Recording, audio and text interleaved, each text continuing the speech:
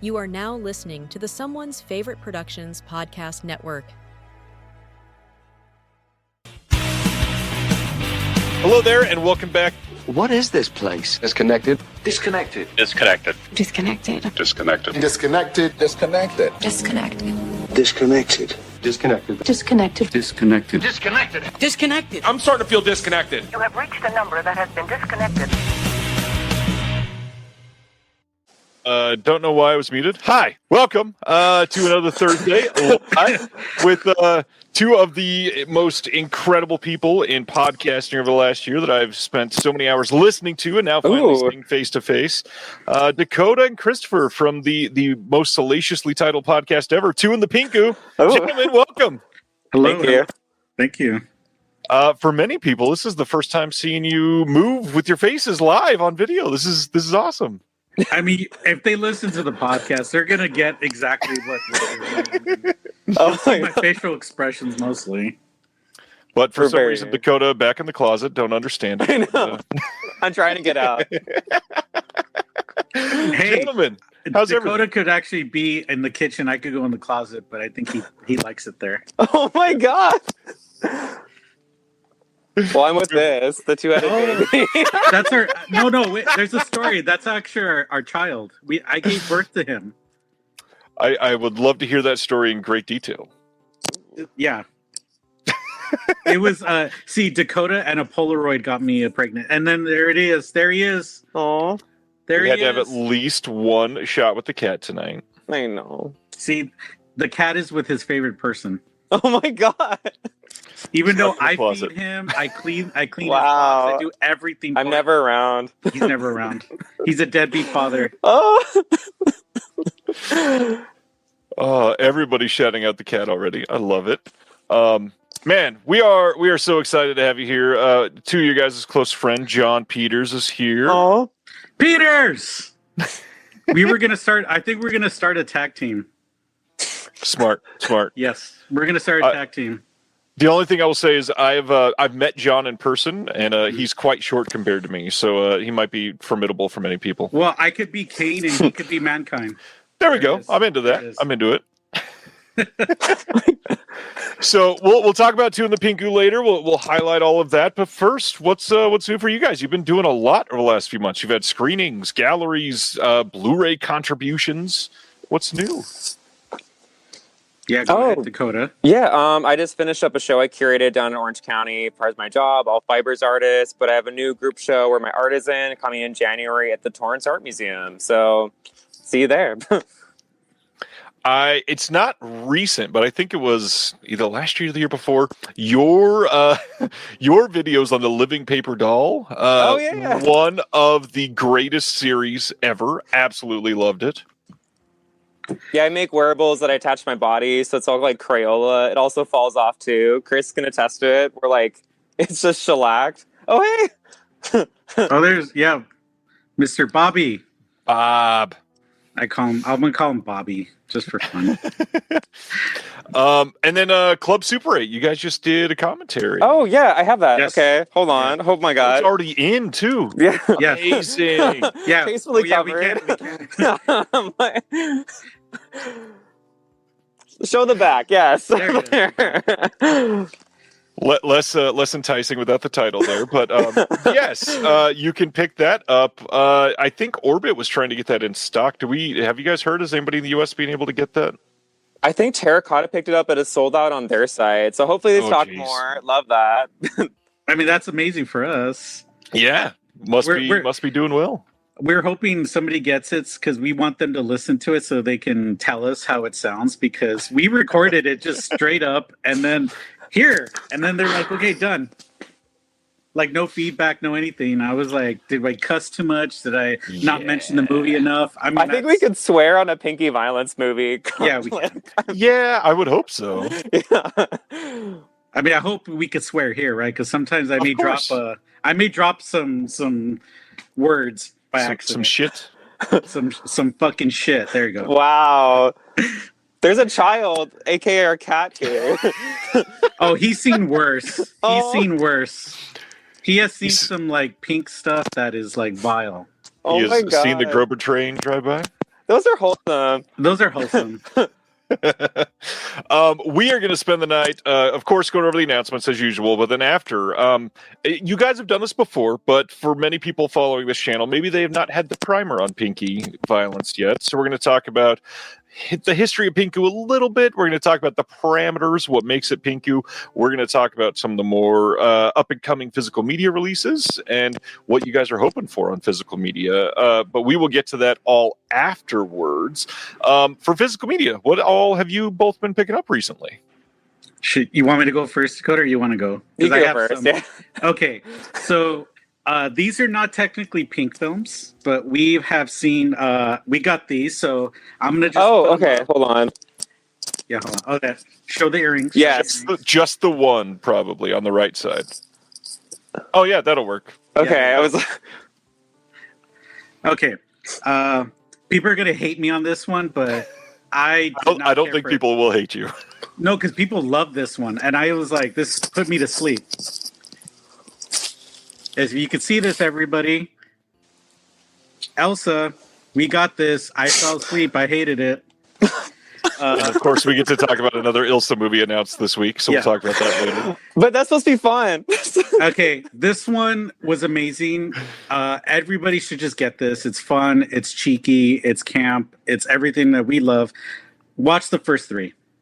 Skip the rest. And it's inexpensive for 6 movies. And it's actually it's pretty really fairly good. priced.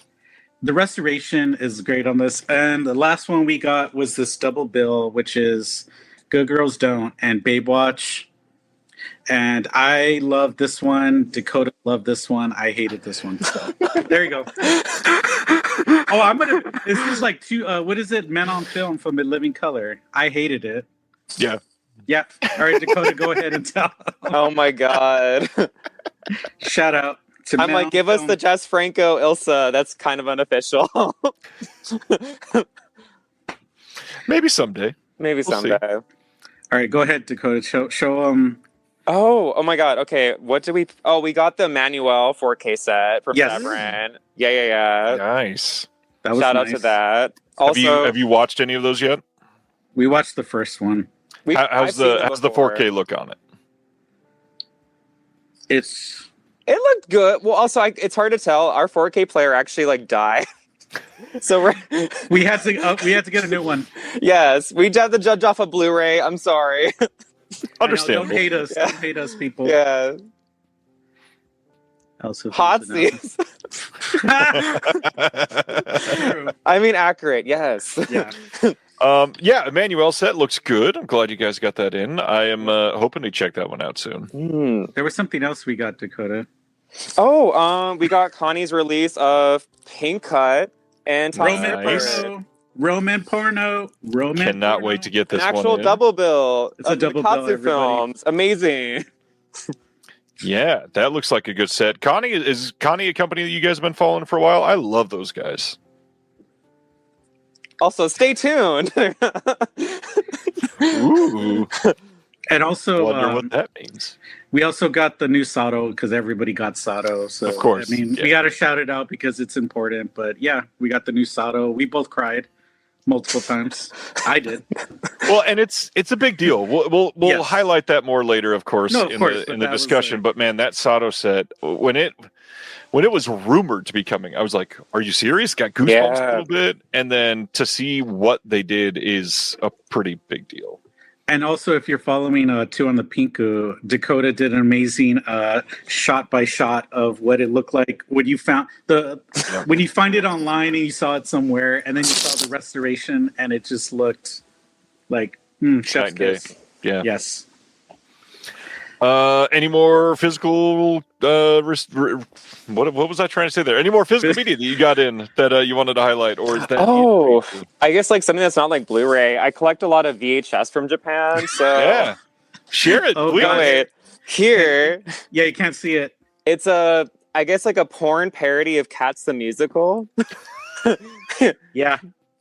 Yes. What is the name? What is the title?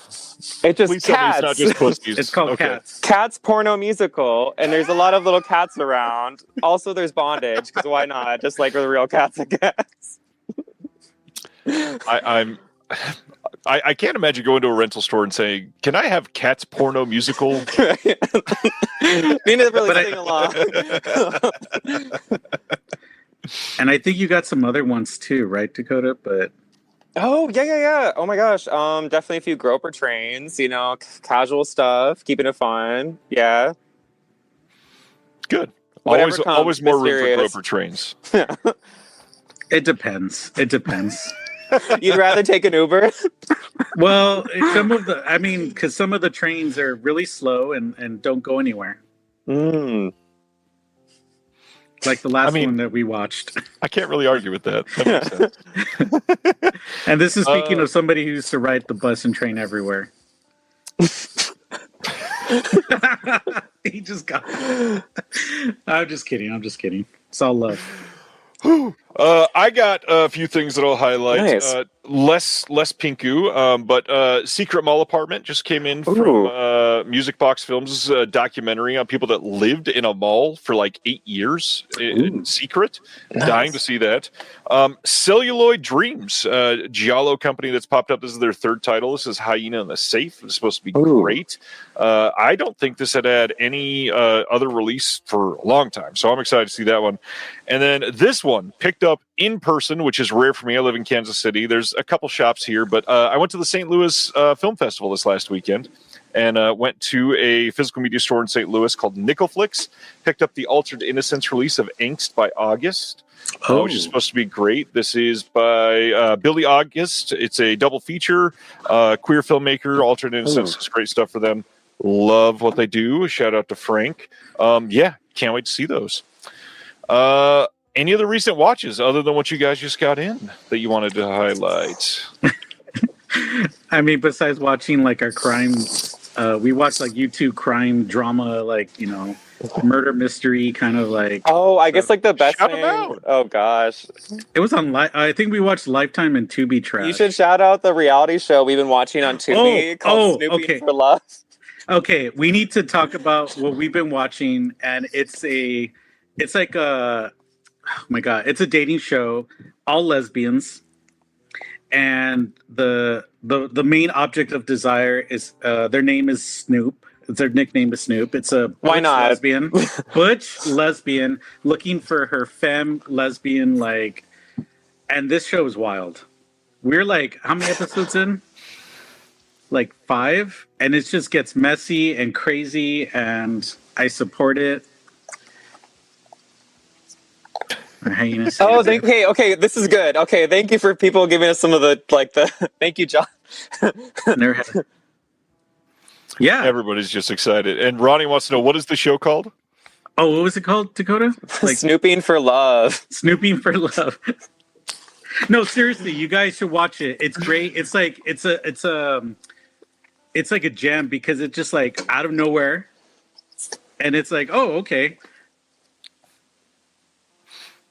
This is cool. Thanks, Corinne. Oh, thank you. Yes. You could see You our guys are celebrities faces. tonight. You could see our faces. Oh, we finally watched this, in anticipation. Nice. Talking to you. Yes. Gushing Yes. prayer. I mean, it's a good release. I helped work on that release. What did you think of the movie? It was great. I mean, it kind of reminded me, it's the way it monologues the audience too constantly. It reminded me a lot of like anti-porno. Mm-hmm. Kind of more of like the precursor, the cell of it in a sense. It was cool. Yeah. It is a pretty interesting movie. There's a lot to say in that movie for sure. Yeah. More than some of the other Pink films, that's for sure. I might have disassociated, Jared. Same. It was good. Yeah, that's a fun movie. There was a screening that you guys helped host recently. What did you guys show? Oh yeah, we showed Nakatsu Roman porno by the name of Shinjuku Midnight Story Man Yes. and Woman, which also I guess doesn't have Dakota was ready with that title. No, because I mess up titles and I mess up names, so I let Dakota take that one. That's smart. That's smart. We If have, oh my anybody god, our listens- recurring thing is calling Jasper Sharp Jasper Johns, the painter. I say that. Yeah. I own it. So yeah, he's Jasper Johns to me. And that's like it's like a love, it's all love. It's not Oh, like, Kanuma wants to see See you, Chris. Okay. All right. I'm gonna let him out. Yeah, open the door. He's The crying. portal between the rooms. I know. All right. Come here, cat. Oh my god. Let's see if he comes to me. If not, he's gonna be like, whatever. Yeah. That's why sometimes I mess up titles and I go with it. So that's why Dakota said it. But yeah, But it was cool. It was probably the first time that Nakatsu Roman porno has been screened since like 2012 in Los Angeles. Yes. Like it's been a really long time too. Kind of crazy. My big question, and I don't know if you want to say what the answer to this, I guess, but how did it go over? Was there a lot of people there? What was the reception like? I'd love to hear all about that, because when you're taking a risk doing a film like this, you always worry that there will be three people there and it will be the wrong crowd. It's mom and dad. Just kidding. No, it's true. We're so proud of you. I think my parents would come and watch this. I think my mom would vibe with this movie. She would. It was kind of a safer. I mean, it's more of a comedy. Yeah. It's classy, No, it's true. It's very classy. It's kind of like almost you want to say kind of like a light rom-com for Roman porno. The audience, like, it was sold out, which we were shocked by. And then people actually vibed with it. People laughed at the right times. People, like, they were cheering. They felt like they connected to these characters, I would say. So also the person that subtitled too, like, got shout out them complimented by someone who spoke Japanese how good the subs were. So I'm like, thank you. That's a big deal. I mean, Shout is getting a lot of not great attention right now because of what they're doing for their Golden Princess titles. So proper subtitling is a big deal. I mean, the stories are meant to make sense. The stories are meant to tell a story. And a lot of these things, like, you can't translate word for word, like one-to-one, and have it really work. So the people that go through it and make it make sense are always very appreciated. Yeah. What else? Like I said, it was just a surreal to see, like, kind of a. You could say it was restored, but it was. No, it was restored. They also sent us, I guess, a Blu-ray. I don't think it would be called a DCP file, but they made it for us. Like, in Japan, it only had a DVD release, but it was restored on their side too. Right. Also, I think it's the first time that Koyu Ohara, the director, I guess who's like more known for, like, I Love It From Behind, has ever been probably screened outside of Japan, other than his one Hong Kong movie. Mm-hmm. Which is cool. Well, everybody always hears you talk about Pinku when they're listening to the podcast. This is probably a good time to ask, what other kinds of movies do you guys love? Or is that it?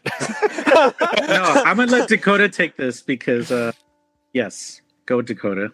Oh, yeah. I guess, any Moral Tales, Jess Franco, John Roland, the classics. There's a whole pile of, like, Jess Franco stuff, like, above our TV. Like, it's just, like, stacked. Yeah, that makes sense. And then for me, I would say besides watching Pinku with Dakota, I watch a lot of different stuff. Horror, comedies, sci-fi, or even like Marvel stuff. Like, I do love the superhero stuff. Dakota hates it. He dissociates a lot. But my biggest I'm not surprised. Yeah, my biggest thing that I've been watching outside of what we do together is I've been watching a lot of, like, gay cinema. So gay cinema from Europe, America, and I do a lot of that. I do a lot of short films too. And my letterbox is like constant hate of these films. Oh my god! I mean, I have like lists on my letterbox saying like sad gays, evil twinks, and gays. So very descriptive. Shout out to the boys out there and the girls who know what I'm talking about. Twinks are evil. Oh my god! It's my public service announcement. That's your audio commentary. Audio commentary. So if, like, some gay film or whatever says it, or even a Pinku, let's say if a gay Pinku comes out and down the line, I want to be on auto commentary saying that twink is evil. That's what I'm hoping for. So, universe, give me that. We can make that happen. My dear friend Stan in the chat says, yes, some twinks are evil. Yes. Go look at my list. Yeah, Demon Twink. Oh my gosh. Go look at my Oh my list. You'll see all God. the films I'm talking about. You have found the right audience. So many people here are all up in your exact mindset. That is incredible, Chris. Yes. Couple things for me to shout out. Big thing is I don't normally get to go to a lot of film festivals. So this last weekend, the ones I really want to shout out is I got to see No Other Choice early, the new Park Chan-wook film, because it came out till Christmas, and it is in fucking incredible. It is probably his funniest movie yet. It is hilarious. It feels like it flies right by. The story is just magnificent. I love it. And then the other one, I didn't think I was going to be able to see this, but I got to see The Testament of Anne Lee, the next Amanda Seyfried film. It's one of the people that made The Brutalist. It's not Brady. I think Brady helped with this or something. But it's like The Witch, but I hate to call it a musical, but there's a lot of music in the film because it's not like a diegetic musical where they're telling the story with it, but there's a lot of worshiping music essentially. And man, it is remarkable. I got sucked in from moment one. Truly loved it. But yeah, that's it for me. I think that's it. Ready to go into some announcements, and then we'll talk about Pink after. Let's do it. And Dakota and Chris will share their thoughts on quite a few of these. First up this week is the newest Deaf Crocodile title. This is one that a lot of people have been after for a long time. We are getting Treasures of Soviet Animation Volume 3. This includes the short films of Yuri Norstein. And these are from 1968 to 1979. And there are a bunch of amazing things on here, but the one that people are going to know primarily is going to be Hedgehog in the Fog. This is an 11-minute short that you can see the hedgehog on the cover here. One that people have longed to see in a restored version, and it's just going to look beautiful now. The other one that you might have heard of is what is the title again? The Heron and the Crane is another one of the big ones. And then The Tale of Tales is one that people probably know. It's almost 30 minutes long. There are almost some extras on here. We get a 109-minute documentary on making the overcoat, which is the last feature from Norstein that hasn't been completed yet.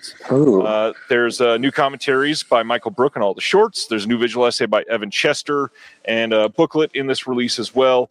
Just an astonishing release. Are you guys into Deaf Crocodile? Have you got anything from them ever? Yes. Many.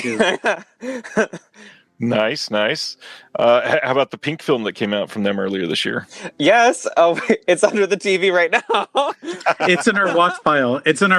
Also, it stars our favorite actor, probably, I guess, like one of our favorites, Yuichi Minato. Love him. Veteran Icon. actor. He gets heavier, sleazier, more perverted as the decades go. Love his work.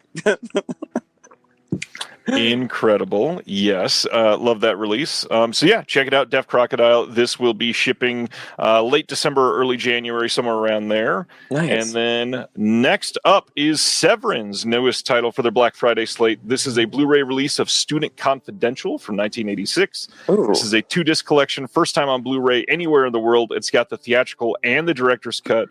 More than 4 hours of special features. We got a commentary with Richard Horian, moderated by Nicholas McCarthy.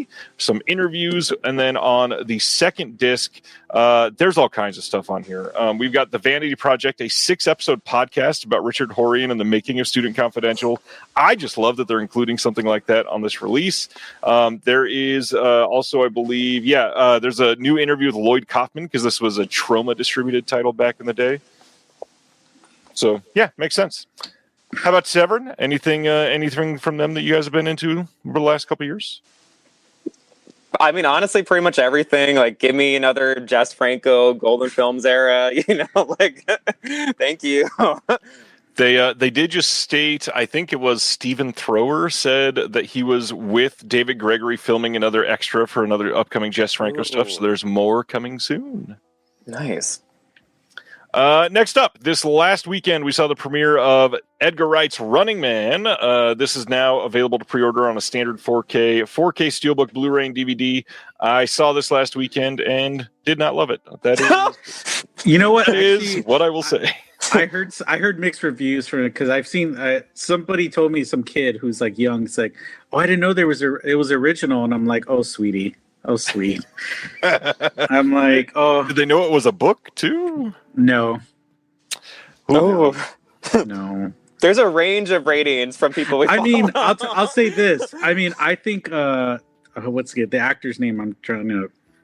Glenn Powell. Glenn Powell. He's charming. He's magnetic. I love his personality. I don't know if he could carry action yet. I'm gonna say that. Oh. I don't Yeah, know that he can yeah. very much.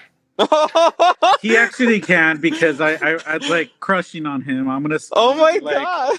I will say I haven't seen Hitman yet, which is supposedly Okay. his best.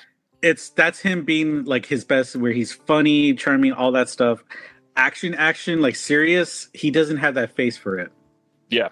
That's just what I'm gonna say, and I may get hate for it, but whatever. I also really liked him in Everybody Wants Him.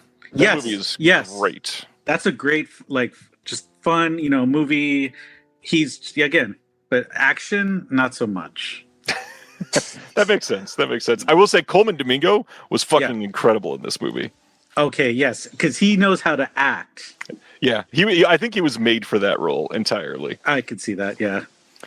Next up, Kino Lorber releasing a Blu-ray someday of the film House Calls from 1978. No release date yet, but it's a Walter Matthau film, Glenda Jackson, directed by Howard Zieff. And yeah, we'll find out more about that later.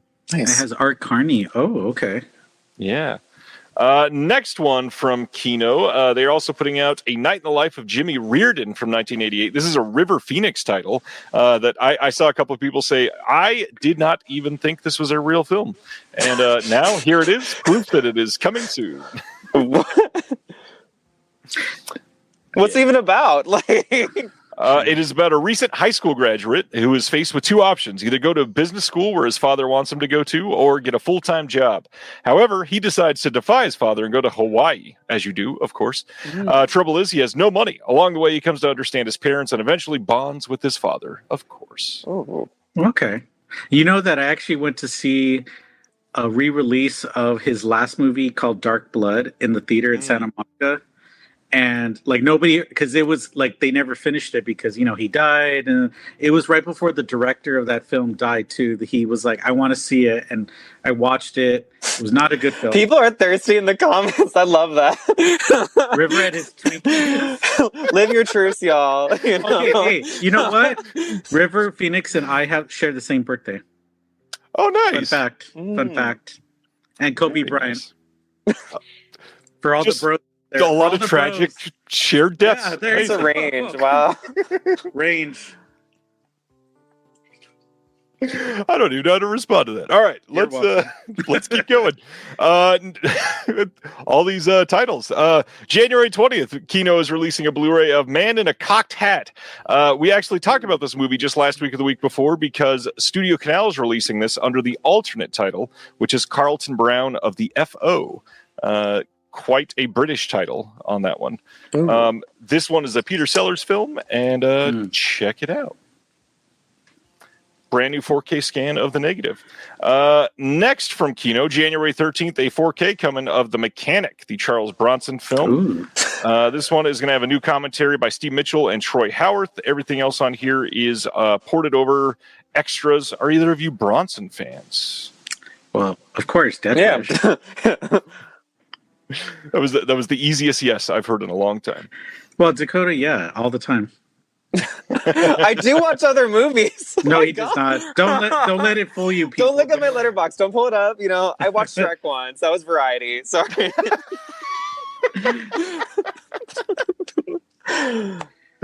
Oh man. Next, this one actually sounds really good and the trailer's decent. November 25th, Wellgo USA, and by the way, that's next Tuesday. This is how quick we're putting out these announcements. Blu-ray and DVD of a film from this year called The Old Woman with the Knife. pretty descriptive.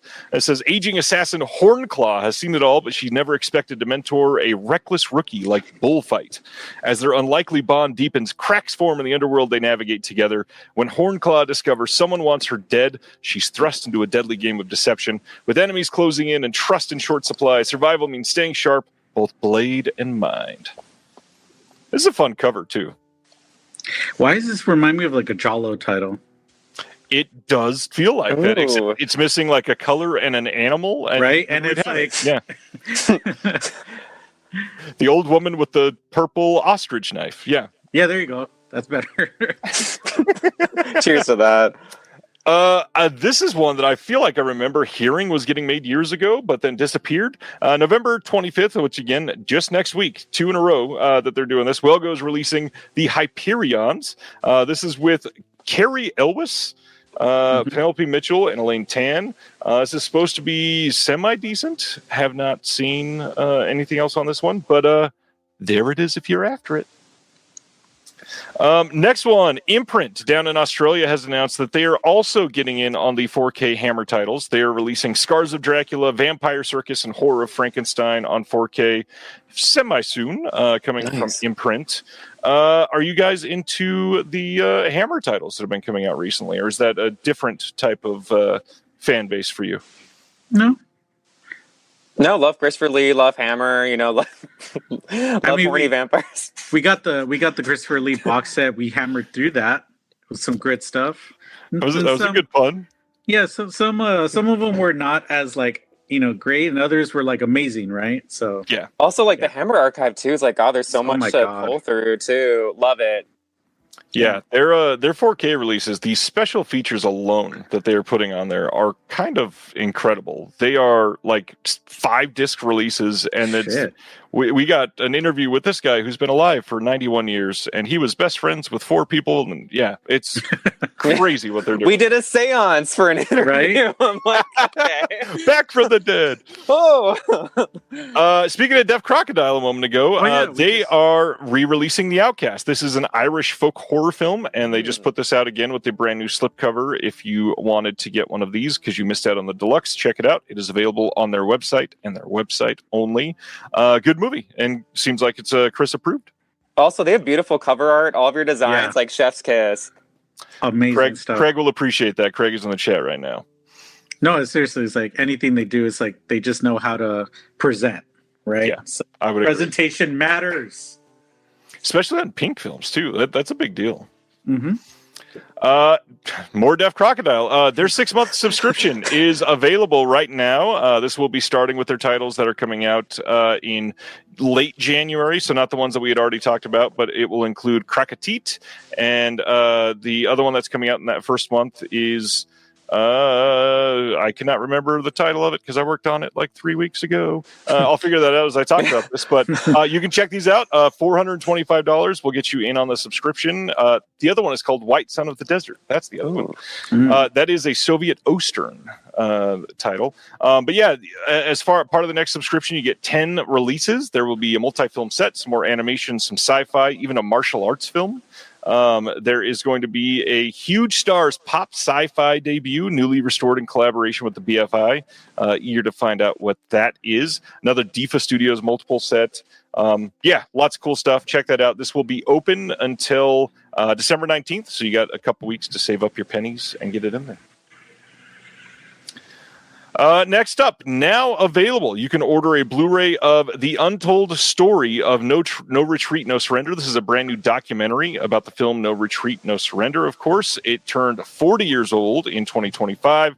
You can get this now. It's also got an extended Blu-ray release. It's got 1,000 copies.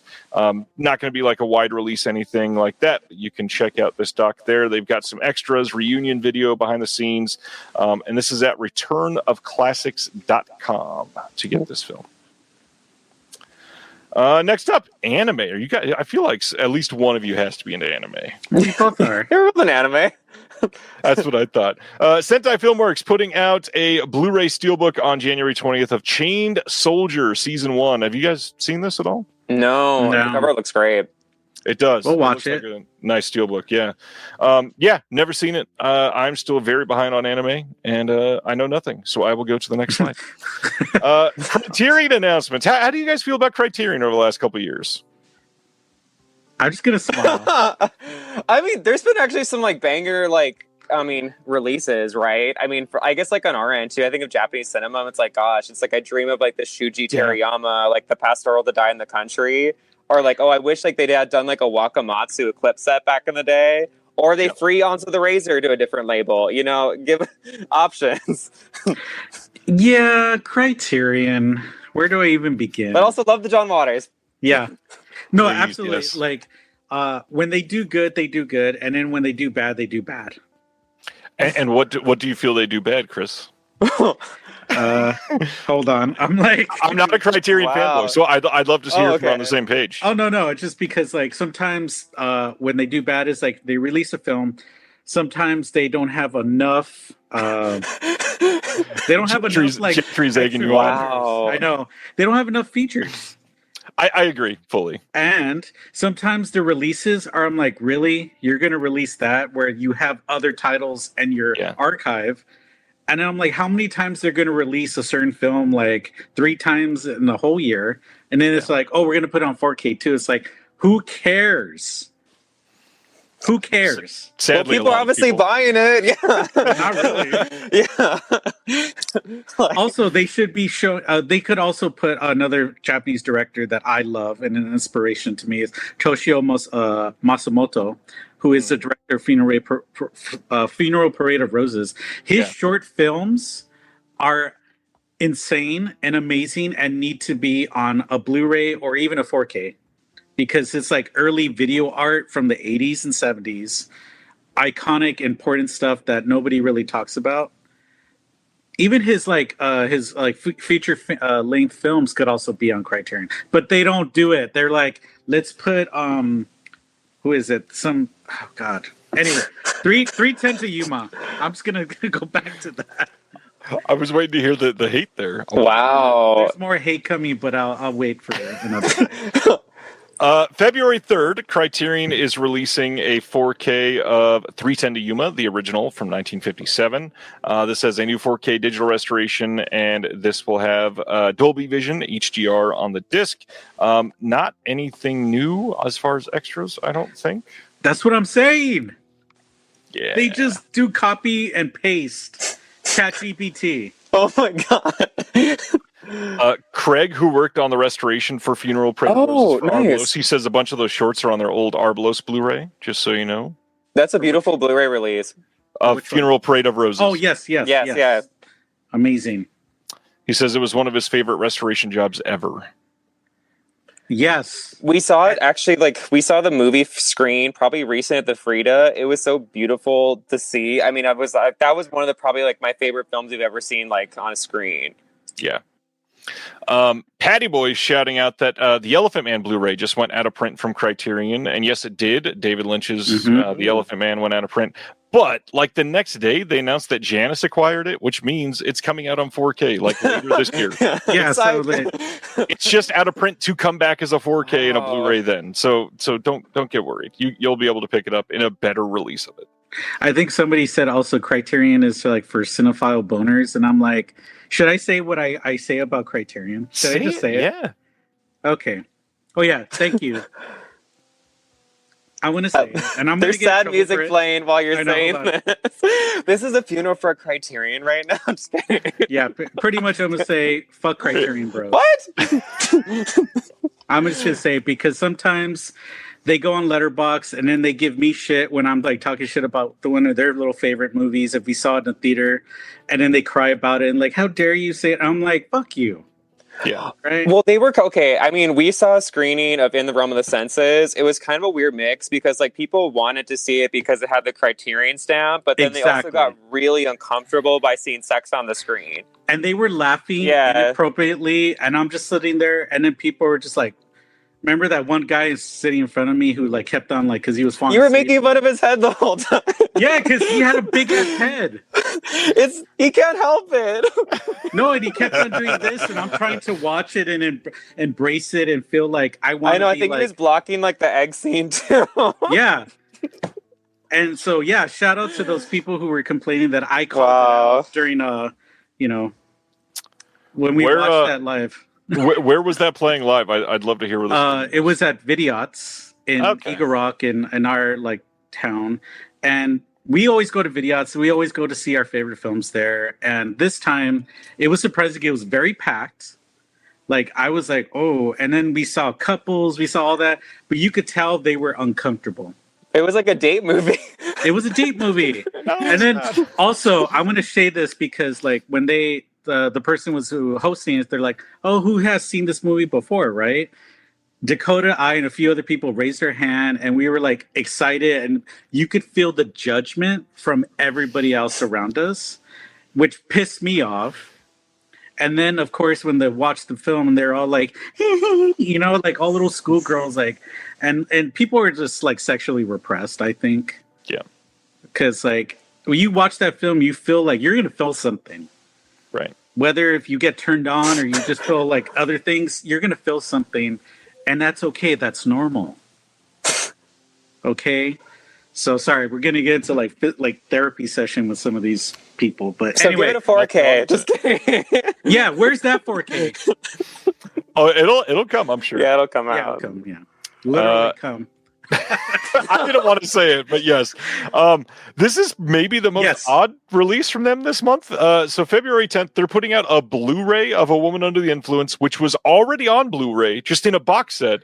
They didn't give us any new special features. It's not a 4K upgrade. It's just, hey, if you only want this movie, you can buy this movie. This seems like an odd choice. Yeah, I agree because it's like you've already got the box set. There's no difference. It's a great film. Don't get me wrong. I love this film. It's great. I mean, Dakota, I haven't made you spaghetti. I'll make it. I promise one day. I'll make you the spaghetti. You don't love my cooking? No, but Kanuma does. Oh.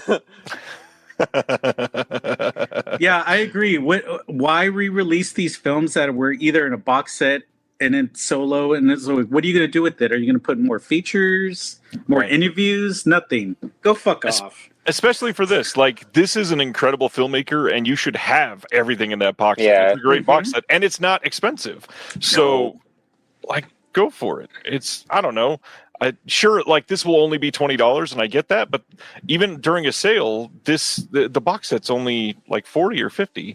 And I understand the barrier to entry, their price is a little bit of a difference, but I mean, it's just an odd choice from them. Anyways, next up. Big deal. Playtime from Criterion is coming on 4K and Blu-ray standalone on February 10th.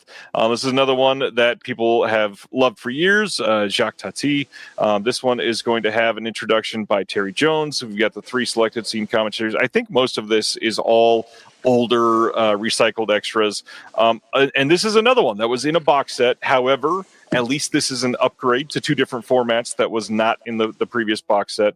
And then the big thing here is a lot of the extras on the extra disc in that box set is now on this release, which is going to be great. So looks really nice. The one thing I will say, no HDR. I know a lot of people were after that, but yeah, looks like a fun release. Have you guys seen this? I've heard of it, but I have not seen it yet. I don't let Chris watch classy movies, apparently. I do watch. See, I do watch Criterion stuff. I still need to get through my Agnes Varda box set. I'm halfway there. I literally, it might even be within arm's reach. I just got the Varda set. I'm pretty excited. Oh, good. Start checking it out. Yeah. I'm in the 80s right now, so nice. Yeah. I got inspired because I went to LA last year and I went through the Academy Museum, and that whole section on Varda was just like, man, I could live in this room for like a couple days and just feel inspired to go make things. Love it. And funny, a little tidbit about that. It's like the connection I have to Varda is the connection I have through some of the artists that she filmed for the film. Yeah. What was it? Murmurs. Murmurs. Right? Yeah, Murmur. Yeah, because like It's the one about the LA murals in the 70s.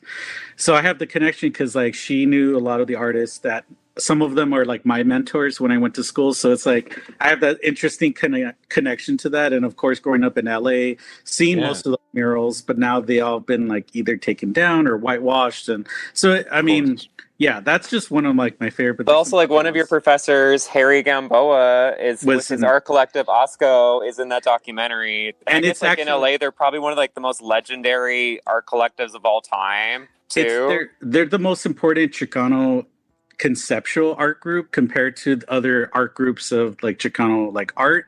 Also, she filmed the last like performance of the group, like the original 4 group, because they have different iterations in the 80s and 90s. They're all crazy, but they're very important to art history. But yeah, it's the last time it's called Death of Fashion. It's really cool. It's really crazy. So yeah. Imagine being on a girl around Sunset in a city in Akali and like Betsy and Taxi Driver. Yes, I think that happened. They should have given us eggs. I would have put it in. All right, let's go to the next one. February 17th, we are getting a Blu-ray and DVD release from Criterion of Kiyoshi Kurosawa's Cloud. This is from 2024, although most places didn't even see this till 2025. Really great movie about an individual that does essentially reselling online and gouges the price and has a bunch of people come after him for that. Incredible movie. Are you Kurosawa fans? It's okay to be honest, Chris. It's okay. Here, I'll help you out. I do not understand the appeal behind Cure. Oh, okay. We didn't like Cure. I don't get it. I don't love it. I did not like it. We're Cure haters. That's okay. We're Cure haters. I mean, not the band The Cure, because that's like iconic, important stuff. The film, not so much. I also the film not iconic or important. No, I also watched Pulse. Finally, I went. Okay. I watched Pulse. Yeah. No. I know other people are like, oh my god, yeah. It's like, no. I'm sorry. The aesthetics of both films are interesting. I love like what they were doing with it technically.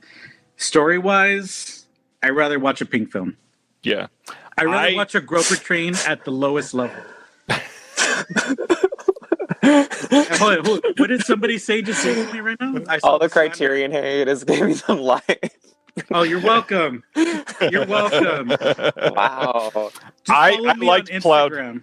I liked Cloud a lot more than Cure, I will say. Ooh. Okay, I mean, I'll people improve. I'll watch it. People improve. The comments on this are going to be hilarious. Oh man, I love it. Hey, I'll watch it and then put it on Letterboxd if I like it or not. There you go. Can't wait. Next up, February 17th, we are getting the next of the revived Eclipse series. This is series number 8 of the Lubitsch musicals. This is covers from 1929 to 1932.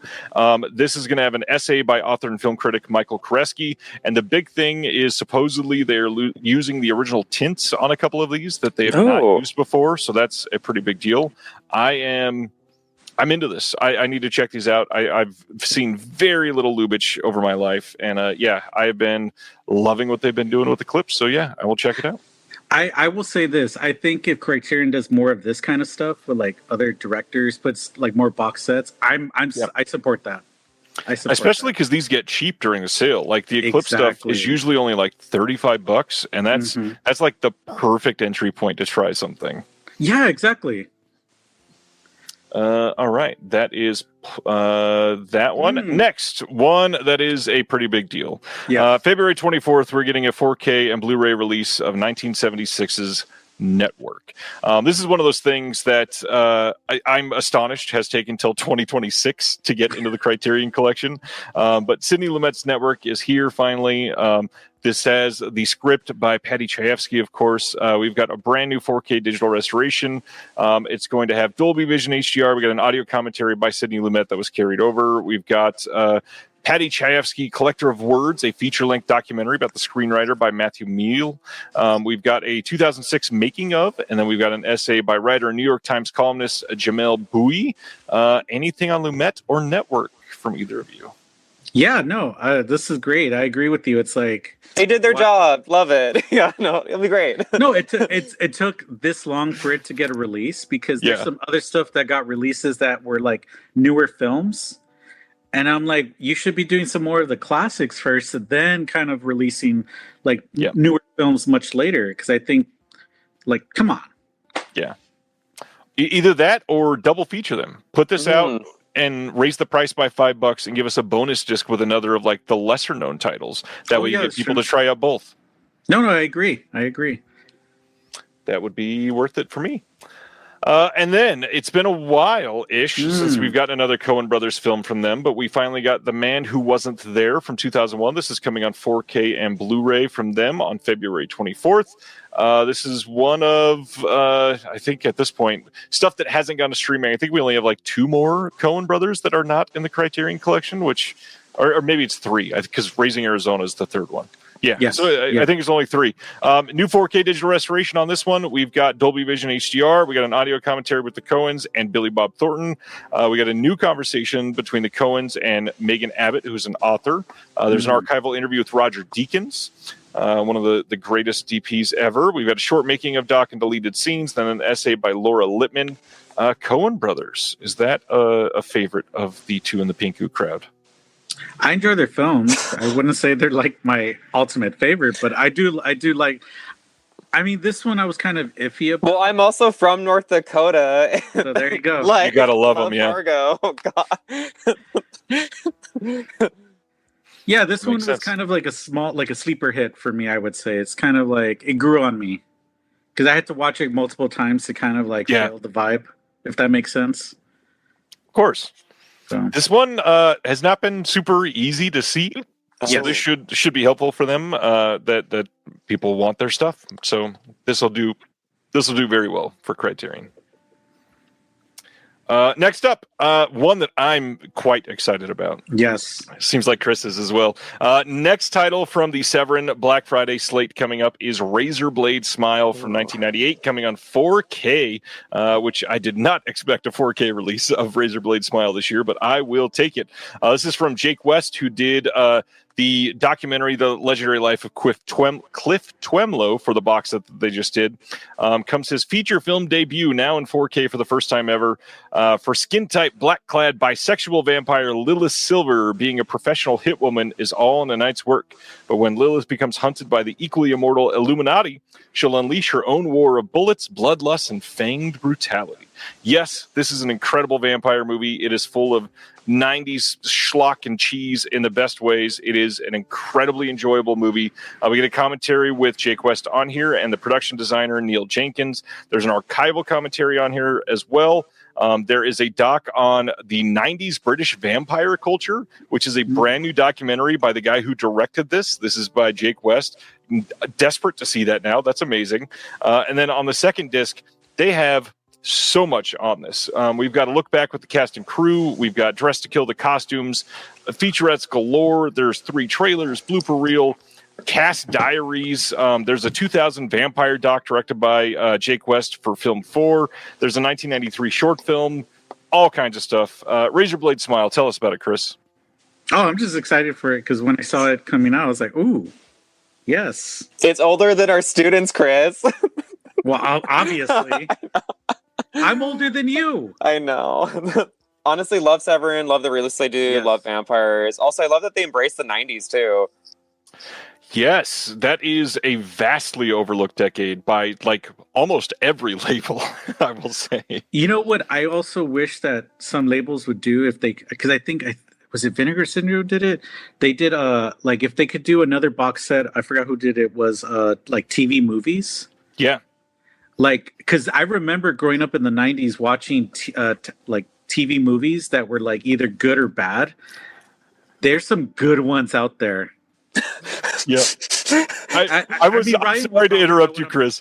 I did not mean to interrupt, but seeing this comment, this is the most random comment to get while looking at this.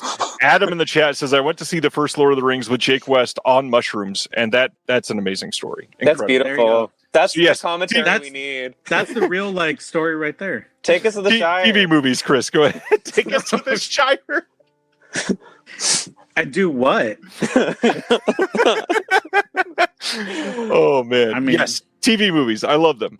No, yeah. There's some good TV movies out there that haven't been either restored or like people know about, and Quite I a think few, yeah. a good box set, another box set could come out and like also be like. Severance doing well with like TV series or like Yeah. mini series though too. Yep. Yeah, you see, somebody just said there was a '90s TV like Frankenstein, which I think I remember too.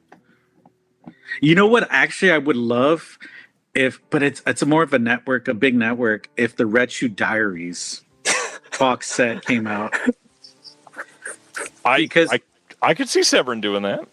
because it's like it's trash, it's '90s, it's kind of erotic, and I say kind of. Yeah, Yeah, and I think people would vibe with that. I think. I agree. So. All right, that is Razorblade Smile. Go, Severin. Dude McMahon in the chat is calling me out about the number of Coens that are not in the Criterion Collection. I'm probably wrong. He says there's a lot more that's not on disc. I could be wrong. I just thought there was less than like 5 at this point. But hey, if there's not, put them out. They'll sell well. I promise.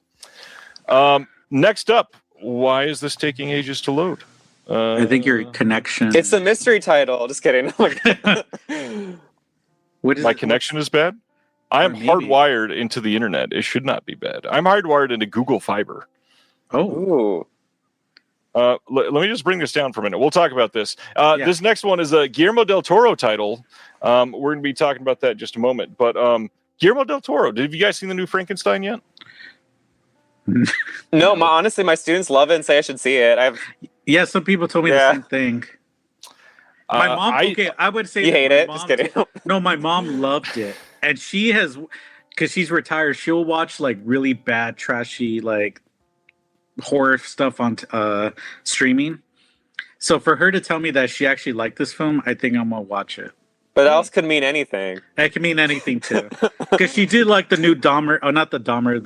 The other documentary from what's his name? Ryan. Ryan Murphy. Murphy, yeah. Ed Gein or whatever. She loved it, and I was like, that's not really what happened, right? Shout out to my mom. So I don't know why. We got 2 pictures that aren't loading, but we'll just talk about it. Guillermo del Toro's Mimic is coming to 4K on January 13th. This is great. 1997's Mimic, so we're getting some old Guillermo. Shit, I was in middle school. Nice. Yeah. I didn't mean anything by that. This will have a 4K of the director's cut. It will also have a 4K of the theatrical cut. So getting both on 4K is kind of rare from Kino. We get a new audio commentary by Arna Venema and Stefan Hammond. Arna does a lot of the martial arts titles and action titles for some of these other companies, so that's nice to see. No other new extras, but a lot of stuff ported over, and it looks like a pretty solid release. I remember liking this quite a bit.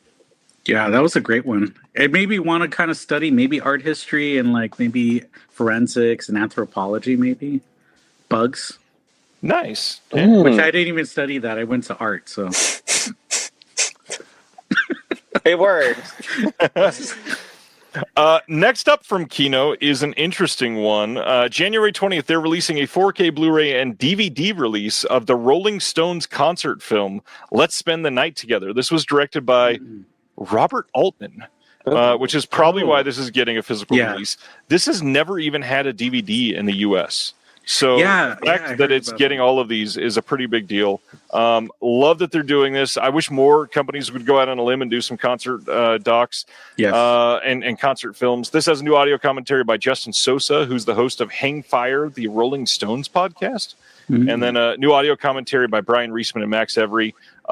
This is great. Love that they're doing it. And I'm just too eager to go to a release that has a picture that will show up. So I'm gonna put the next one. And yes, Brian, our Laserdisc expert in the chat, says that concert film had a Laserdisc. It just never got a DVD. Oh, okay. Oh, it was Hal Ashby, not Robert Altman. Sorry, I've got Altman on the brain because another podcast I listen to is highlighting Altman right now. Oops. All right, next, January 13th, we got a Blu-ray coming of Sabrina, the 1995 remake of the older one, and Chris is nonplussed.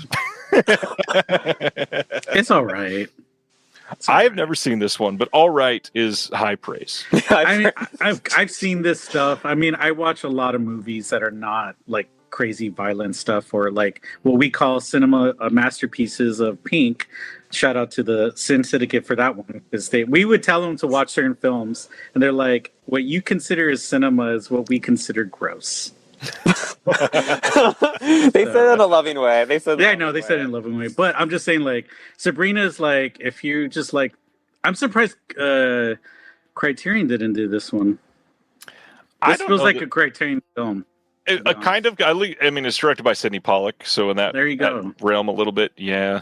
Meh. New audio commentary by Julie Kurgo and Peter Hankoff on this one. But yeah, meh from everybody. Coming soon, there's going to be an Amazon exclusive 4K steelbook of the brand new film Now You See Me, Now You Don't. You can also get a standard 4K Blu-ray and DVD everywhere.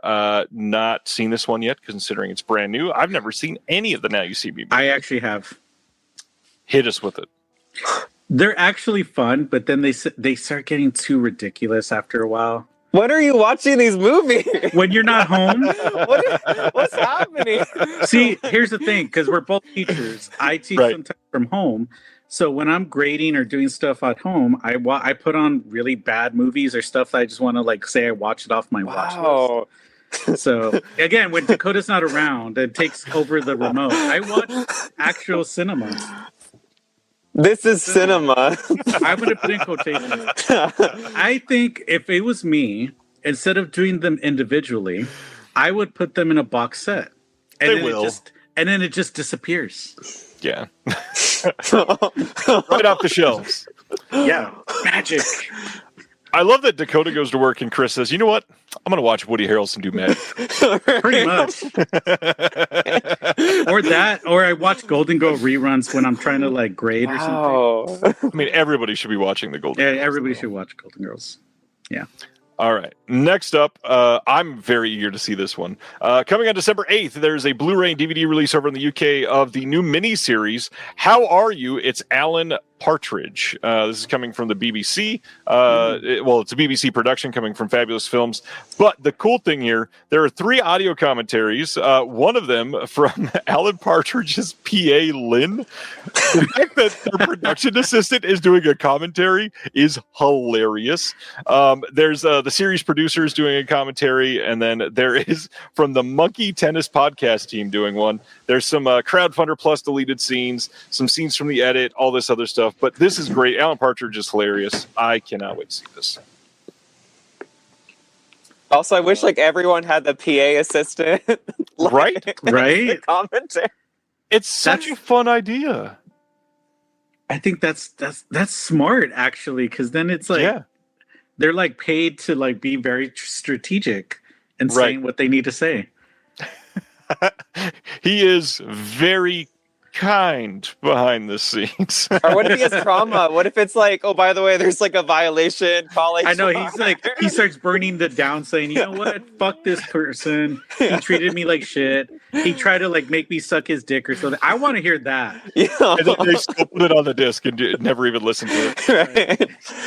Buy it now. Amazing. Coming soon on Blu-ray over in the UK from Last Slate Video is When the Bow Breaks from 1994. This is one that I always meant to see and never checked out. This is a Martin Sheen and Ron Perlman film with Ali Walker. This is a gripping psychological thriller that blends police procedural intensity with haunting emotional mystery. So we'll have a slipcover, reversible sleeve, 4 of the collectible art cards, and a poster. We've got a new interview with Ali Walker, new interview with the producer, Barbara Javits. There is a Last Late Video movie night, When the Bow Breaks, with Kelsey D. There's a trailer and then an image gallery. And I probably need to see this one. This one sounds kind of interesting. Mm-hmm. Better than Woody Harrelson doing magic. Maybe. All All right, this is the part where Chris starts to get angry. Coming on February 24th, there's a 4K release coming from Kino of Ilsa, the Tigress of Siberia from 1977. This is going to have an audio commentary by Jason Pachonsky and Paul Karup. There's going to be alt footage intended for a less explicit TV version on this. There's a sidebar conversation with the novelist and critic Tim Lucas and the author Stephen R. Bissett that I'm very curious to hear what they're saying about this. But Ilsa, Tigress of Siberia. How quickly are you going to buy this, Chris? Okay, here's the thing about that. Dakota buys these things, and then I find out later once they deliver it from wherever, like postal service. I open it, and I'm like, oh yeah, we got this film. You make it sound so sketchy. But it is sketchy. This is like our Criterion release. It's Elsa in 4K. I mean, I'll watch it. I'm excited for this one. I mean, it seems like it's going to be like a campier, more absurd one of the ones so far. Yeah. Why not? Yeah, that's true. Probably. I can't argue with that. Let's, you know what? I love, first of all, hearing the behind the scenes of Dakota buying things. But to highlight that even more, the stories on the podcast of like, it's 3:00 and I got to go wake up Christopher. I found this on eBay. We're finally getting the VHS of, some random pink film from 1983 that we have not been able to see for years. I love those stories. Please tell them more. They're amazing. Well, we're trying. Whatever's happening in Okay, I'll say this. There's a story that we told that reminded us because Casey out in the Sin Syndicate, he said that he listened to an episode of us when we talked about Naomi Tani, and he said that he cracked up so hard when we talked. We compared the film in what was it, Wet Vase, or the other one? It must have been Wet Face. Yeah. Yeah, Wet Vase. Or was it Rope Cosmetology? There's a scene where she has explosive diarrhea. And then we compared it to when we went to an art opening. I'm not going to mention where it is because I'll get in trouble with it. But the champagne was you could say it's Freeze. I don't care about LA Freeze. Yeah, you could punch up. They don't care. It was atrocious art that we saw, but the champagne was $25. I was wrong. It was 36. It was 36. Yeah. But it was a Blu-ray. I compared it saying that like the shit scene was like the equivalent of going to Freeze. I wish it was that fun. It was that fun. It wasn't that fun. I'm not sure if it'll be anything rare, but in the chat, Stan says I probably have some pink VHS stuff for Chris and Dakota if they want it. Nice. Yeah, hit us up. He's in Sherman Oaks, so. Oh shit! And I drive to Moore Park. You're in our hood. Hey, okay. I go to Moore Park because I teach at Moore Park. So hit us up. Maybe you can do a You'll ride the Groper train to Sherman Oaks. Well, there is a train that goes to Sherman Oaks, Dakota. He's got to go to Sherman Oaks to pick up the Groper train. Let's go to the next one. Coming soon on 4K, Blu-ray, and DVD over in the UK from Curzon Film is Alpha. This is the newest Julia Ducournau film, the one that did Titan and Raw, and I think one other film that I'm forgetting right now. But this is getting fairly middling reviews, sadly, which is kind of crazy that they're all like, yes, buy this film soon. And we got director and cast interviews, video essay trailer, and more extras on here. Are you on the Julia Ducournau train? Yes. Good. I'll stream it first though before we buy it. Yes. Yeah, I wouldn't like go and buy this immediately, but we'll stream it. But yes, I did give Titan 5 stars. I love car sex. Great. Car sex is great. I think what is it? What's the one I love, Dakota? Raw. Raw. Raw's very good. Yeah, I cried because I was like, so many hot French guys in this movie that deserve to be eaten. I mean, I will say it's not a spoiler, but in Titan, before the car sex, the car accident that happens like 3 minutes into the movie, one of the most like shocking car accidents on film. You are so not ready for that moment when it first happens, and they shot it very well. Yeah, love that movie. Yes, and Ronnie's saying the upside down spines on these releases drive her nuts. I agree. Why do they do that? They're back. Yes, I see it. Ooh. Ooh, somebody's gonna get fired. Well, because they're quirky. They're not like other labels. Except the French. The French all do it for some reason. Hey, The next Severin title is the Bronson Lee Za Karate Collection. This is the worldwide Blu-ray premiere of 3 films from the Toei Company. This is going to have Za Karate or Bronson Lee Champion, Za Karate 2 and Za Karate 3. These are going to be on the second disc. Extras on everything. We got commentaries. We've got some featurettes, all kinds of stuff. Are you guys into martial arts at all? yes. This looks like a fun release. Didn't we see one of them when we went to the Severin thing, Dakota? Maybe. Let's say. No, I feel like Crippled Masters played there. Oh, Triple Masters. Yes, that one played because we saw it like a 3-film. We watched one of the Bruce Lee ones. It was like yeah, a couple Sly, years that ago. was it. Yeah. Okay. I'm Bruce sorry. Lee, They Low. kind of. Yeah. They do blend. I get it. Yeah, Well, this release looks fun. Yeah, give me some martial arts. I'll watch it. It's fun. Just wait for Dakota to go to work. Yeah, makes sense. Yeah, pretty much. Next up, January 13th, Lionsgate putting out an Amazon exclusive 4K steelbook of Stephen King's 1408 from 2007.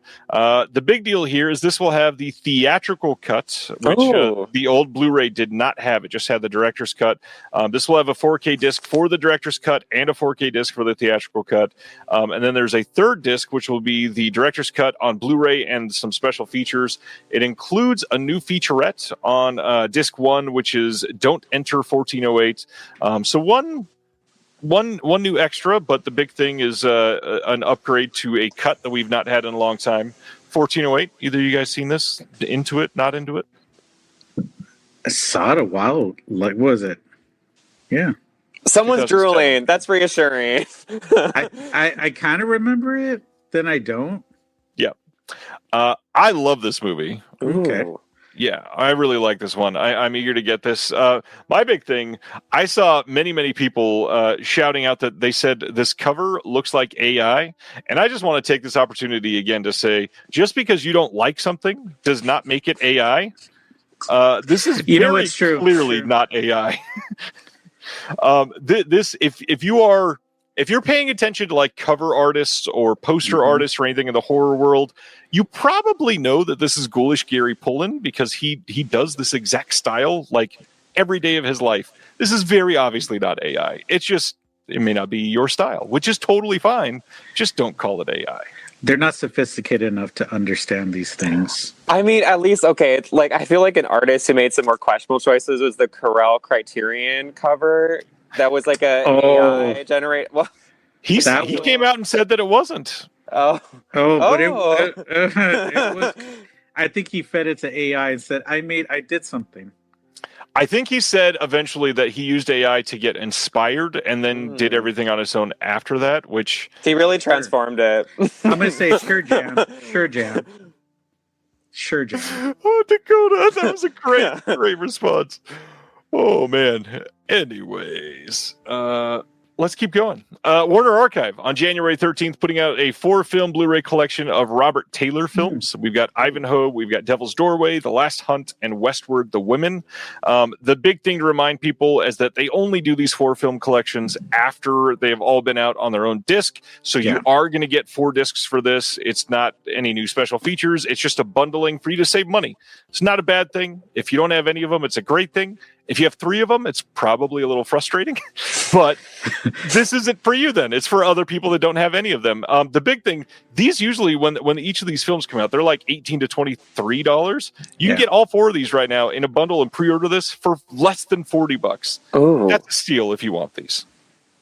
That's cool. And if you don't want these, you've got another option because they're also putting out a 4K collection. I'll come back to that one in just a minute because we got 2 other things to talk about. We got another one of those. But first, let's talk about Paul Thomas Anderson. Boogie Nights. We got some details. December 9th is when they are coming out with the 4K Steelbook and standard release of Boogie Nights. This will have HDR on the disc. This does have 2 new extras. It is the American Cinematheque panel on night 1 and night 2 when it was shown in LA. I believe earlier this year. I think it was somewhere around the summer. The first night was Paul Thomas Anderson and John C. Reilly. The second night was just PTA. And yeah, lots of the extras are ported over here. I feel like they left one or two out, but I'd love to hear from you guys. PTA, are you into PTA? Yeah, honestly, love it. Yeah. Kind of an interesting cover. They could have had more fun with it. Supposedly, PTA took this photo, and that's why it was selected. Ooh. I'm going to say this because I support this cover more than Dakota, and there's a big Wow. reason why. Do you notice it, Dakota? Because it's holding a Polaroid. Exactly. Yeah. She's holding a SX70 land camera, so yes, I support all of this. Even shouting out the exact model. I love it. Wow.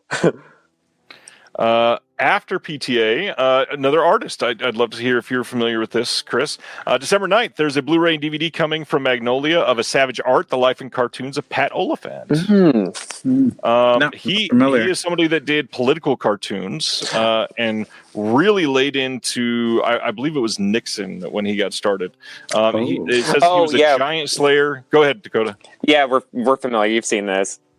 I do? Yeah, I would know. it's like bread and butter political cartoons. Like we've also literally collaged this guy's work before, probably like with our kids. Oh, okay. Sorry. Yeah, we've took a cut his moment. work up. Just kidding. Took a moment, sorry. Well, and the hard part, great work. a lot of the political artists and stuff, their names weren't always synonymous with their work, but you would know their style. Yes. Yes, So- yes. He's really known for kind of his cross hatching and line work too. You'd be Yeah. familiar. So this is a documentary all about Pat Oliphant that just came out earlier this year. It's about his life and celebrated career, told in interviews with Pat, his family, friends, and colleagues, in archival footage, and featuring hundreds of his cartoons. Nice. And I am dying to see this. Yeah. Next up is I Swear, coming from Studio Canal on December 29th on a Blu-ray and DVD. This is the powerful true life story of Tourette syndrome campaigner John Davidson. In a funny and moving account of his experiences, the story follows John throughout his adolescence and early adulthood and explores what was a little-known and entirely misunderstood condition in 1980s Britain. I've heard this is great, and I'm very curious to see it as somebody that does a lot with special needs. So, yeah. I swear. Next up, Decal is releasing Satisfied from 2024 on December 16th on Blu-ray. This is about the Tony winner Renee Elise Goldsberry battling exhaustion, expectations, and the everyday chaos of motherhood after the whirlwind of Hamilton. It's a documentary on her role in the Broadway Revolution and personal cost of making history. Cool. All right. Here is that other one I was talking about. Warner Archive 4-pack of James Stewart films. We got The Naked Spur, How the West Was Won, The Mortal Storm, and The Shop Around the Corner. Again, good deal if you don't have all of them. Frustrating deal if you've got 2 or 3. I totally get it. Next up, what are we really not going to do this? All right. They don't want you to what's going see on. it. This has never in my life been an issue. This is so weird. The brand new one from Osgood Perkins that just came out last year is coming out on Blu-ray, 4K, and DVD here soon. There's going to be a commentary with Osgood Perkins, a teaser, and a trailer, and that's it. Have you seen this one yet, either of you? No. What about any other Osgood Perkins films? The Monkey or Blackcoat's Daughter or... Can I say that I watched Longlegs without Dakota? What? What are you doing this? Like, I was curious, so I watched wow. Okay. Oh, that's hilarious. And did you like it? it. It was okay. Love that. I think Longlegs is his second best movie, so that's pretty Nice. telling. I mean, I'm curious to see the other films, but yeah, I was expecting more because all the hype. And shout out to a good friend of to us, the podcast, also Megan Noy from in New York. She did an amazing recreation of Longlegs with her son, and she does the whole character of Nicolas Cage, does the whole look. It's insane. And recently, she just did the new Nosferatu. Nice. Very nice. No, nobody's gonna break up our marriage yet. It's an apartment wife. We're doing Apartment Wife. Well, actually, I have a true story about Apartment. I almost had that experience. I had that experience. I was home because Dakota works, so I was home because like some of my schedule is different. So I was apartment wifing it, and then we had like a neighbor who was like just being interesting. Let's just say. So there was opportunities like where it could have been an apartment wife. Did she not know? He knew what he was. Oh, he knew. Okay. But then he just went off to Toei. Just kidding. He went off to Toei. But he did tell me I had a nice trash can. Yes, I'm gonna just say that. Wow. Hey, I don't care. I'm being honest and open about my crazy life over here. So Ooh. the final program. Yes, I just want to. That story was great. Yes, the next title coming from Severin as part of their Black Friday slate is a 4K release of the final program from 1973. This is the first time that the home video participation of a release of this film was including somebody that was involved in the film, and his name might be one of the reasons. His name is Michael Moorcock. This is supposedly great. It's a weird gem that needs to be celebrated, says Mondo Bizarro. On 4K for the first time, this is going to include a commentary with Andrew Nettie. He is the one that did the book with Sam Deegan recently. We got an archival audio commentary on here as well. And then on the Blu-ray, there is all kinds of new interviews, all kinds of conversations, all kinds of extras that look to make this a great release. I've never seen the final program, but I've heard this is great. Any thoughts from either of you? Never seen it either. Love the cover art. We'll watch Yeah. it. Yeah. Looks like a fun sci-fi one for sure. Yes. Used to be called Last Days of Man on Earth, says Stan. That is true. Okay. We support that. All right. And then just this morning, we got a few more announcements. February 16th, Eureka over in the UK is releasing Jacob the Liar from 1974. This is directed for DIFA, the production company over there.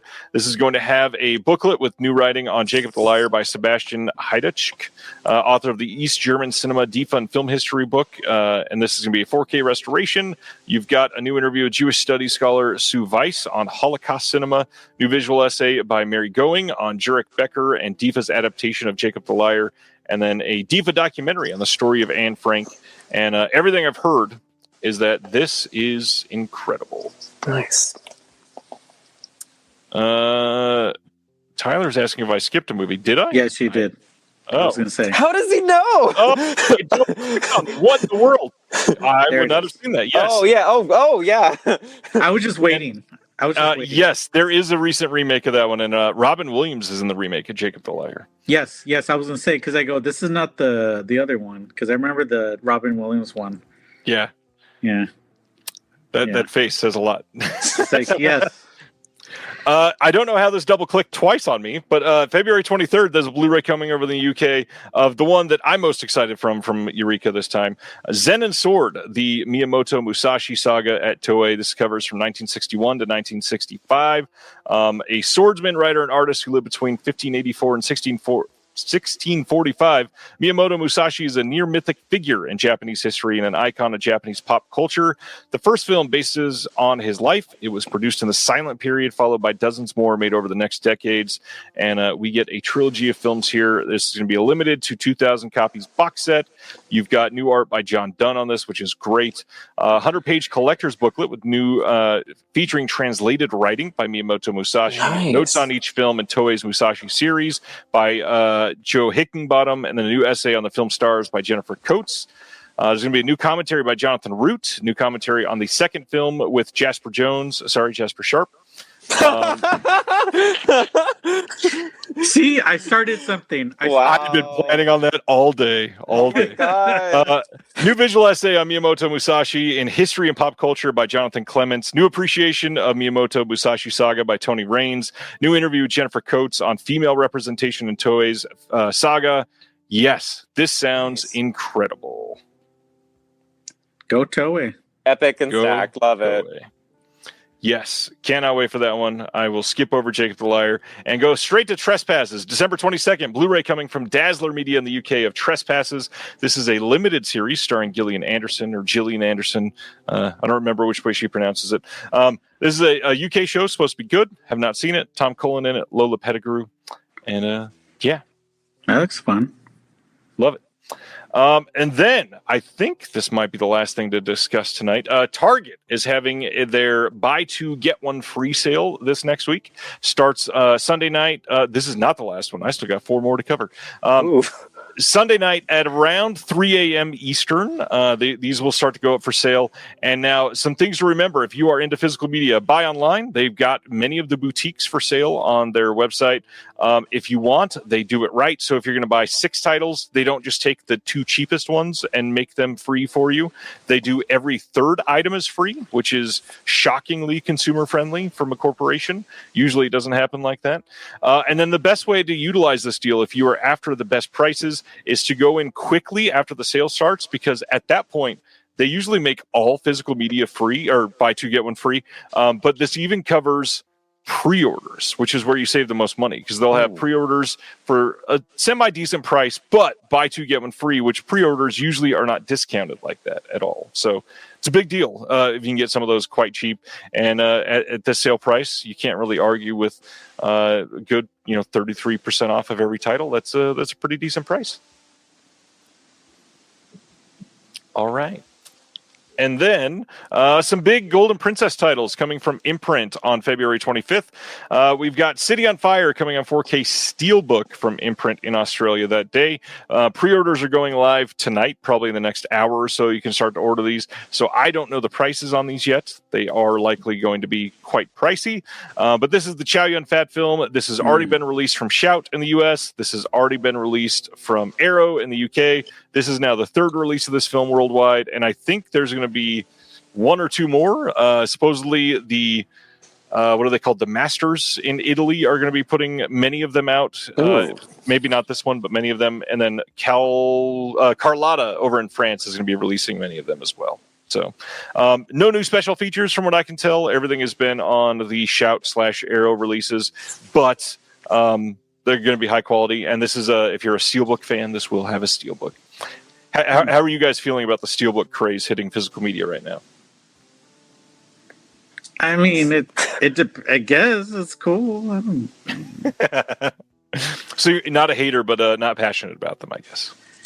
It doesn't matter. I think as long as you get the restoration of whatever film is coming out on it, I think it's kind of cool. The hard part is usually they charge more for Steelbooks. Oh yeah. I'd rather just get a regular one if it would be $5 less. You know what? Yeah, because the Transformers movie was on. I had to I don't want that one. I wanted the regular one, but then I had to pay for the Steelbook, and of course it was more expensive. Yeah. Fucking bastards. Damn you, Paramount. Next up, we've got February 25th, 4K Steelbook from Imprint as well, of Peking Opera Blues from 1986. Again, I don't think anything here is new bonus feature-wise, but it is going to be a Steelbook in a hard box release. They do say more special features to be confirmed, so we'll see if they might be doing something new on it. In fact, was that also on City on Fire? It was not. So, hey, maybe Peking Opera Blues will get new extras. And then when they first announced these 3 titles, they said that they were coming as 4K Steelbooks, but this last one is actually being announced as a Blu-ray Steelbook, which frustrated some people. That is a Chinese Ghost Story trilogy, also coming on February 25th in a Steelbook. This is going to have, as far as I can tell, again, all the same extras. But yeah, good films. Glad they're coming out. Glad people have a chance to buy them in whichever company and format and all that you want. Good movies. Yeah. And then Severin putting up the announcement of the week for quite a few people that have been after hard to find obscure pop culture. The Idiot Box from 1991 is coming to Blu-ray from Severin. This is all 6 episodes plus the rarely seen best of that has interviews, outtakes, and the infamous short film Squeal of Death. For those that have never seen it, this is a film from the same guy that was behind Freak that we just heard about, of course, Mr. Alex Winter. You know him from many other things. But yeah, we got some bonus features on here. We got conversations. We got interviews. We got lots of stuff going on. This came out fast. This was just revealed at their pop-up festival that they did like a month and a half ago, and it's already here, coming as part of Black Friday. So we'll see. Nice. That is it for. I was just like, gonna keep on going. I'm like, Be more if you want. no, I'm just saying. I'm ready. Let's do this. You're like, and just announced. I'm like, what? There probably has been 2 or 3 things announced since we went live. But just as a reminder for next week, in case you wanted to find out what was coming out next week, in case you forgot, Eyes Wide Shut 4K from Criterion is dropping next week. That's on a lot of people's list, of course. The Long Walk 4K coming from Lionsgate next week. Pride and Prejudice 4K, one that I have not seen in a very long time that I need to rewatch. Of course, all the VS stuff from last month is coming if you're wanting to get that from Amazon or other retailers. Ilsa, Harem Keeper of the Oil Sheiks is next week. Christopher, looking forward to that one. Yes. Bunch of Warner Archive stuff next week. Abbott and Costello Meet Frankenstein from Kino coming out on 4K next week. We've got, let's see, Dead Sleep Standard from Severin dropping next week as well. The Alec Guinness Masterpiece 4K box set. More of the Abbott and Costello films. We've got Meet Dr. Jekyll and Mr. Hyde, Meet the Invisible Man, and Meet the Mummy. Primitive War 4K from Goldwyn Films I've heard was pretty decent. I need to check that one out. Beastmaster 4K from Shout next week. And The Island Closest to Heaven, one to shout out from Cult Epics, another Nobuhiko Obayashi film, which is a beautifully shot movie. 11 Days, 11 Nights Part 2 from 88 Films coming on 4K next week. And then French Noir Collection number 2 from Kino. Osato. Yeah, Morsado. The Happiness of the Katakuris. If you don't have the old Arrow Classic. you can get that Miike from Discotheque. Love that movie. Coyotes coming from Decal next week, which I've heard is okay-ish. Dakota, did you order the cat? What? Oh, should I? Yes, Okay. because it says the cat. Wow, that's it. That's done. Yeah, pretty much. Yes, it is a must. Have either of you seen The Cat? No, I heard about it. I'm excited. I heard many good things. It is a legendary movie. People are going to love it. The Roses coming next week from Fox and Disney. Bo Guest coming out next week. That is the 1926 Bo Guest. Bone Lake, which does not stand up to its marketing that they did. I wish that movie was a lot better. Eleanor the Great from this year, I will recommend for sure. Is Sony that Pictures Classics. It's great. June Squibb. Yeah, that's what it says. Jet June. Yeah, because Yep, I saw that her is other true. movie that came out, I think, last year. That was great. I like that one. Yeah, it was a good one. Eleanor the Great, I might even like a little bit more. I got to be honest. Okay. Yeah, it's not nearly as laugh out loud funny. It's quite depressing, but she's pretty great in it. Okay. Even at she's like 94, 95 now, something she's like still that. acting. She's amazing. She's incredible. More from Discotheque next week. We got Android Cicator 01, Rockers 4K coming from MVD Rewind, Lurker from this year coming out from Mubi. I know Mubi is kind of icky for some people right now, but this movie Lurker, highly recommend. Check it on streaming, or if somebody else buys it, whatever, get a chance to watch it. It is such a good, like, awkward tension movie. Definitely worth your time. The Barbarians coming out from Kino next week. Xeno, which I've heard is pretty decent, also coming out next week. Gabby's Dollhouse, the movie, if anybody's into that. Some of these others that we talked about earlier, but that's pretty much it. It's a strong week. November, December, always huge for releases. Any of these that you guys have on the way or curious about? Oh, Camilla. Camilla. I remember Camilla. Yeah. I'm looking. Not the Criterion stuff, but yeah. Oh my god! That's The really Criterion hate will continue. So, as it should. On to in the Pinku and on the Sin Syndicate, we all are anti-Criterion bros. Wow. Carrie Mulligan wants to know what's going on with Mubi. One of Mubi's main investors is like a super supporter financially of Israel and everything going on over there right now. oh yeah, no. Yeah. And also, they never have any films they say they do. When On their streaming service? Yeah, when I did it for like the week just to try it, I was like, oh, they have this one film, and then I looked at what they have streaming. I was like, fuck that, I'm out. Pieces of shit. Wow. Well, there's check something out Lurker. confusing with that. Like, their website lists a bunch of films that they don't actually stream, so I don't know if they're also trying to almost like be like an IMDb, TMDb thing with it. Yeah. I don't know, Criterion. because who uses Movie for that? I don't know. Yeah, no. I was going to ask, do people actually use Mubi for that? Maybe. No. You know I what? don't think Stand so. up, movie fans. I don't know. I'm just kidding. All three of them. Wherever you are. Yes, the Barnes & Noble Criterion sale is on right now. Christopher, for sure, has 19 titles already reserved to pick up tomorrow. Maybe. Maybe. So, now that we've talked about a whole bunch of other announcements, let's get into the meat of the conversation. He says as a double entendre. Ooh. What kind of meat, Pinku. though? What kind of meat? Pink on the inside, for sure. Yes. Let's I do like it medium. Rare. let's explain for anybody that's brand new to this what is a pink film, what is Pinku Eiga, what is all this random stuff that we are referring to tonight. Go ahead, Dakota. Oh, Give yeah. them- I mean, I guess like standard, definition of pink film, it's softcore erotic content from Japan. It's kind of different than just a regular like adult film. It's also typically shot on 35 millimeter for an independent pink film theater. But again, Chris and I are kind of like, I guess, rule breakers. We'll still talk about Roman porno, even though like Nakatsu would be like, how dare you call that a pink film?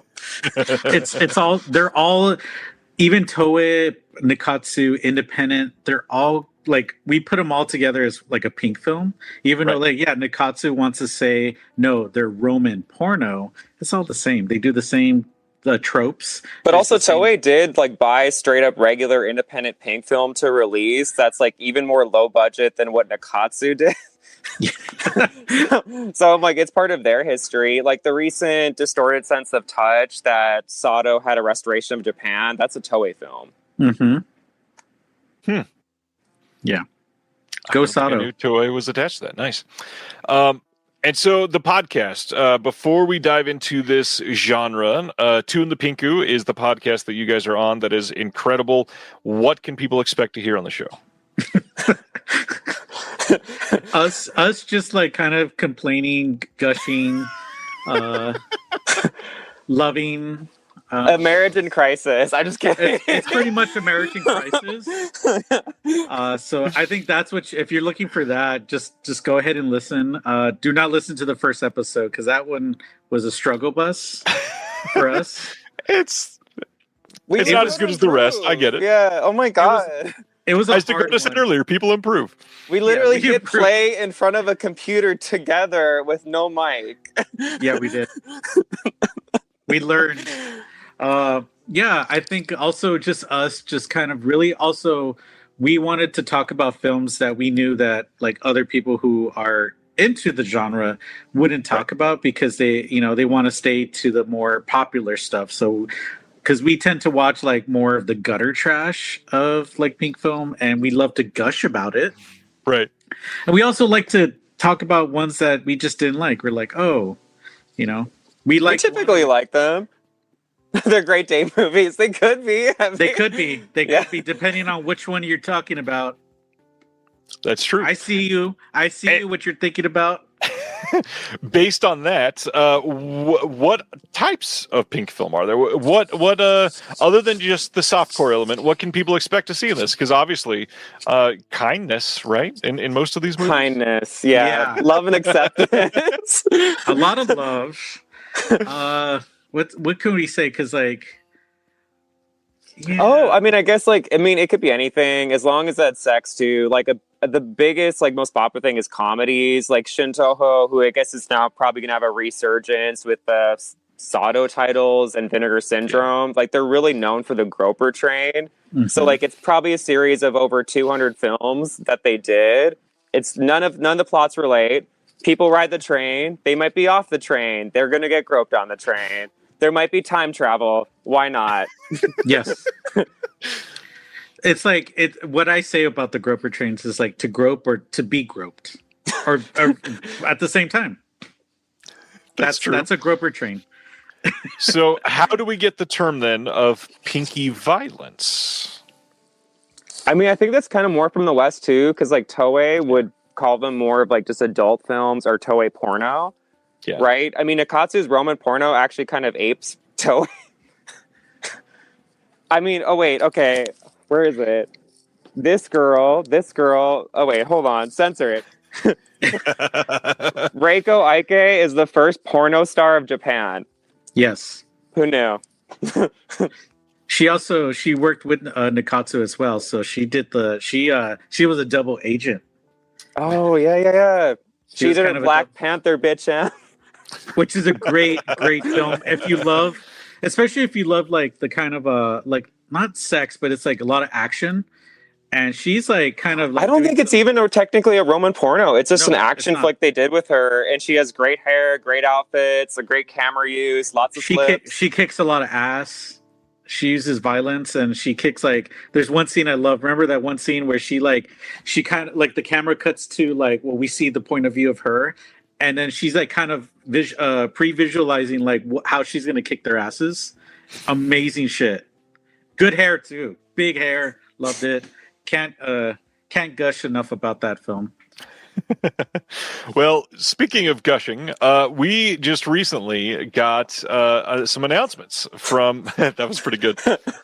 Some announcements from Vinegar Syndrome that essentially they have started what they are calling Pink Line, and I obviously can't go through many of the photos, but I'm going to share the cover of the Sato Volume 1 release. And Dakota, if you have it there, you feel free to.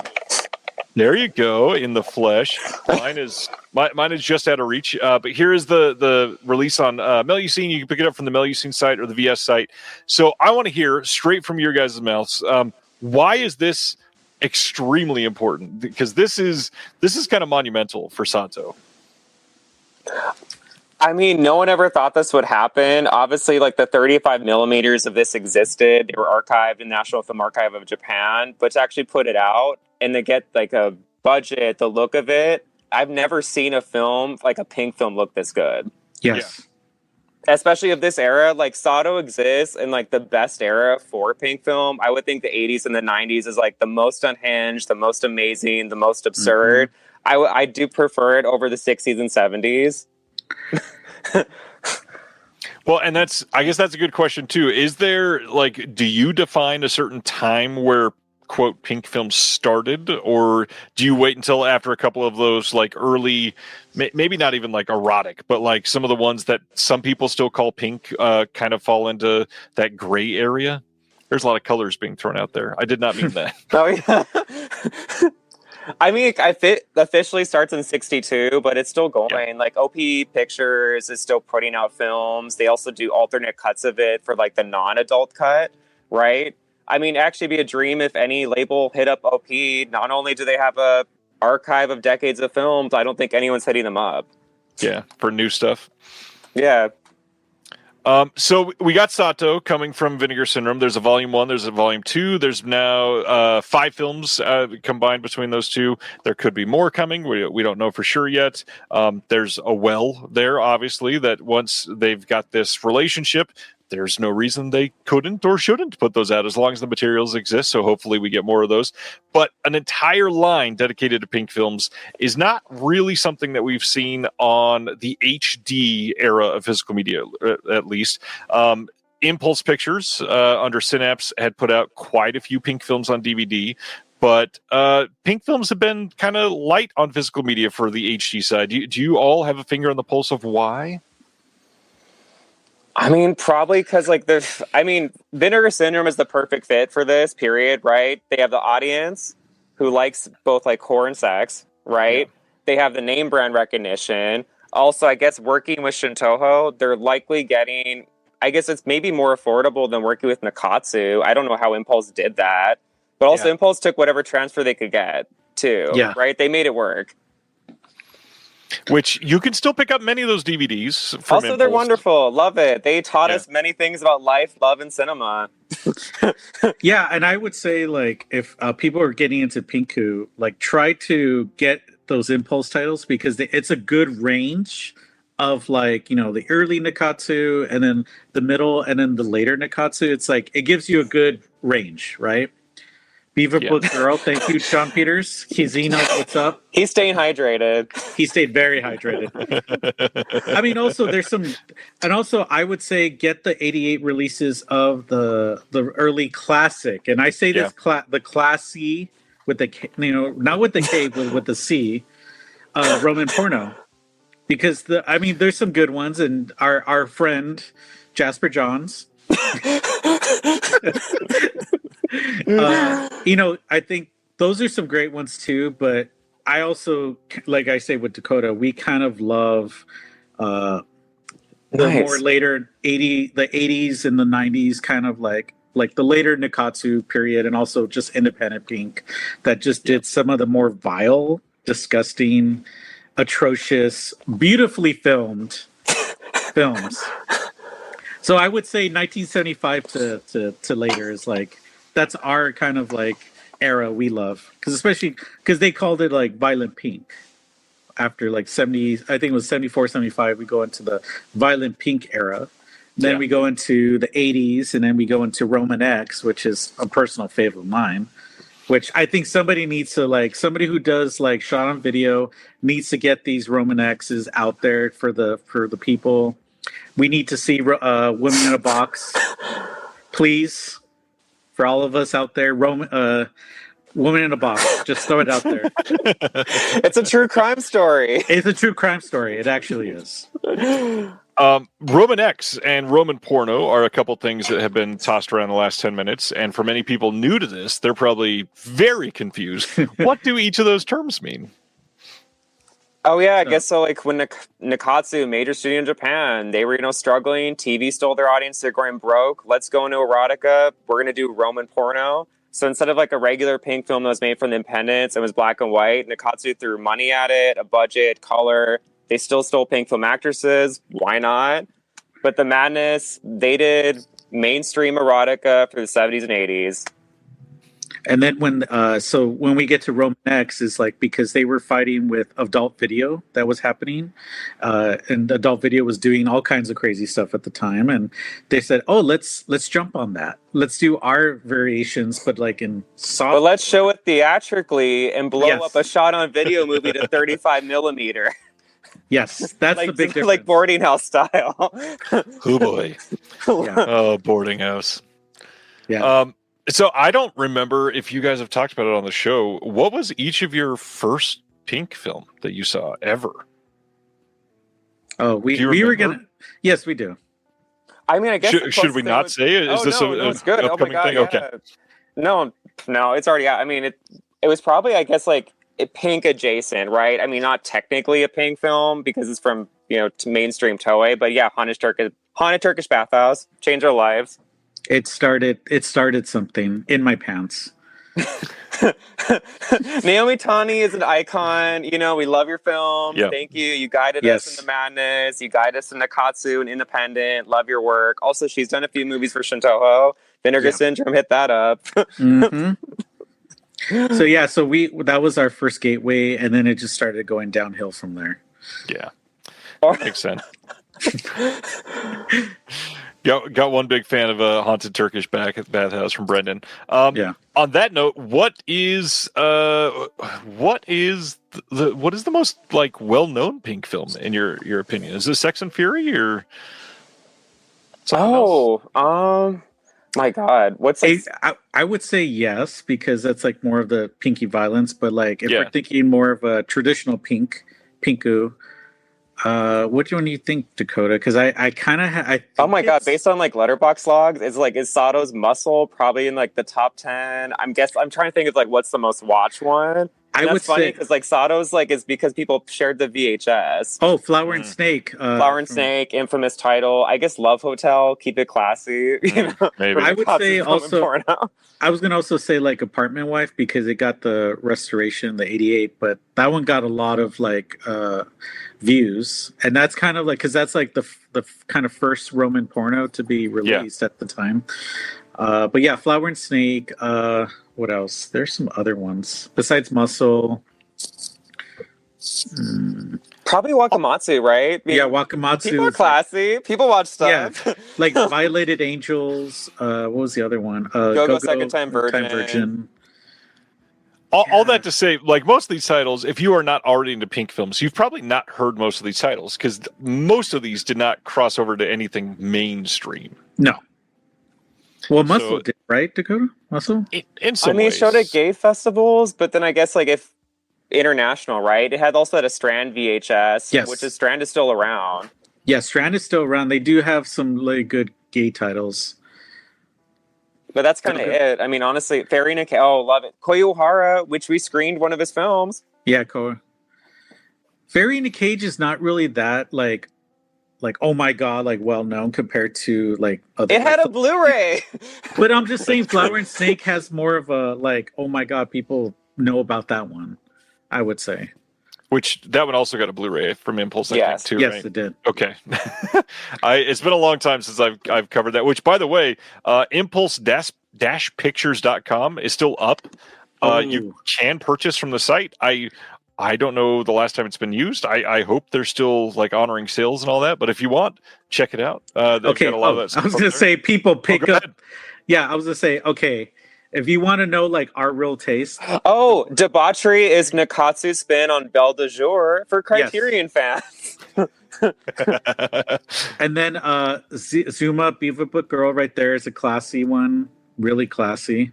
One of my personal faves, and I think also Dakota's, is Zoom In Sex Apartments, which is a Giallo. Yeah. It's a Giallo. In Unhinged, it kind of matches Giallo in Venice as like that kind of manic craziness, I would say.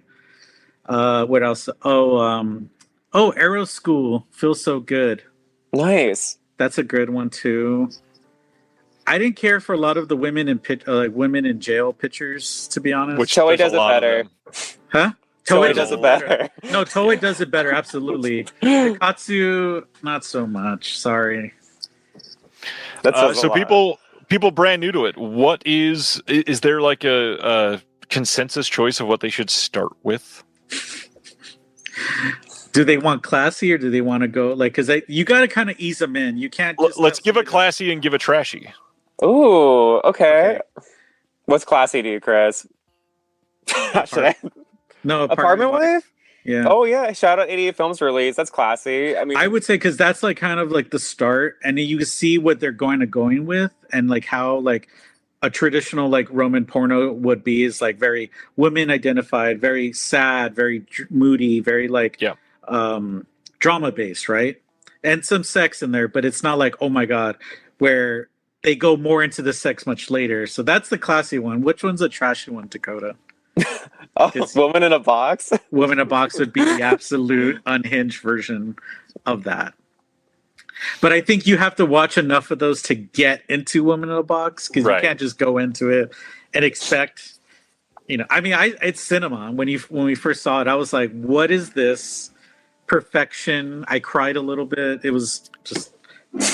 Well, and that's the thing. This is an interesting topic to, first of all, make a show around. Congrats. This is like never-ending content that you can... Oh my God.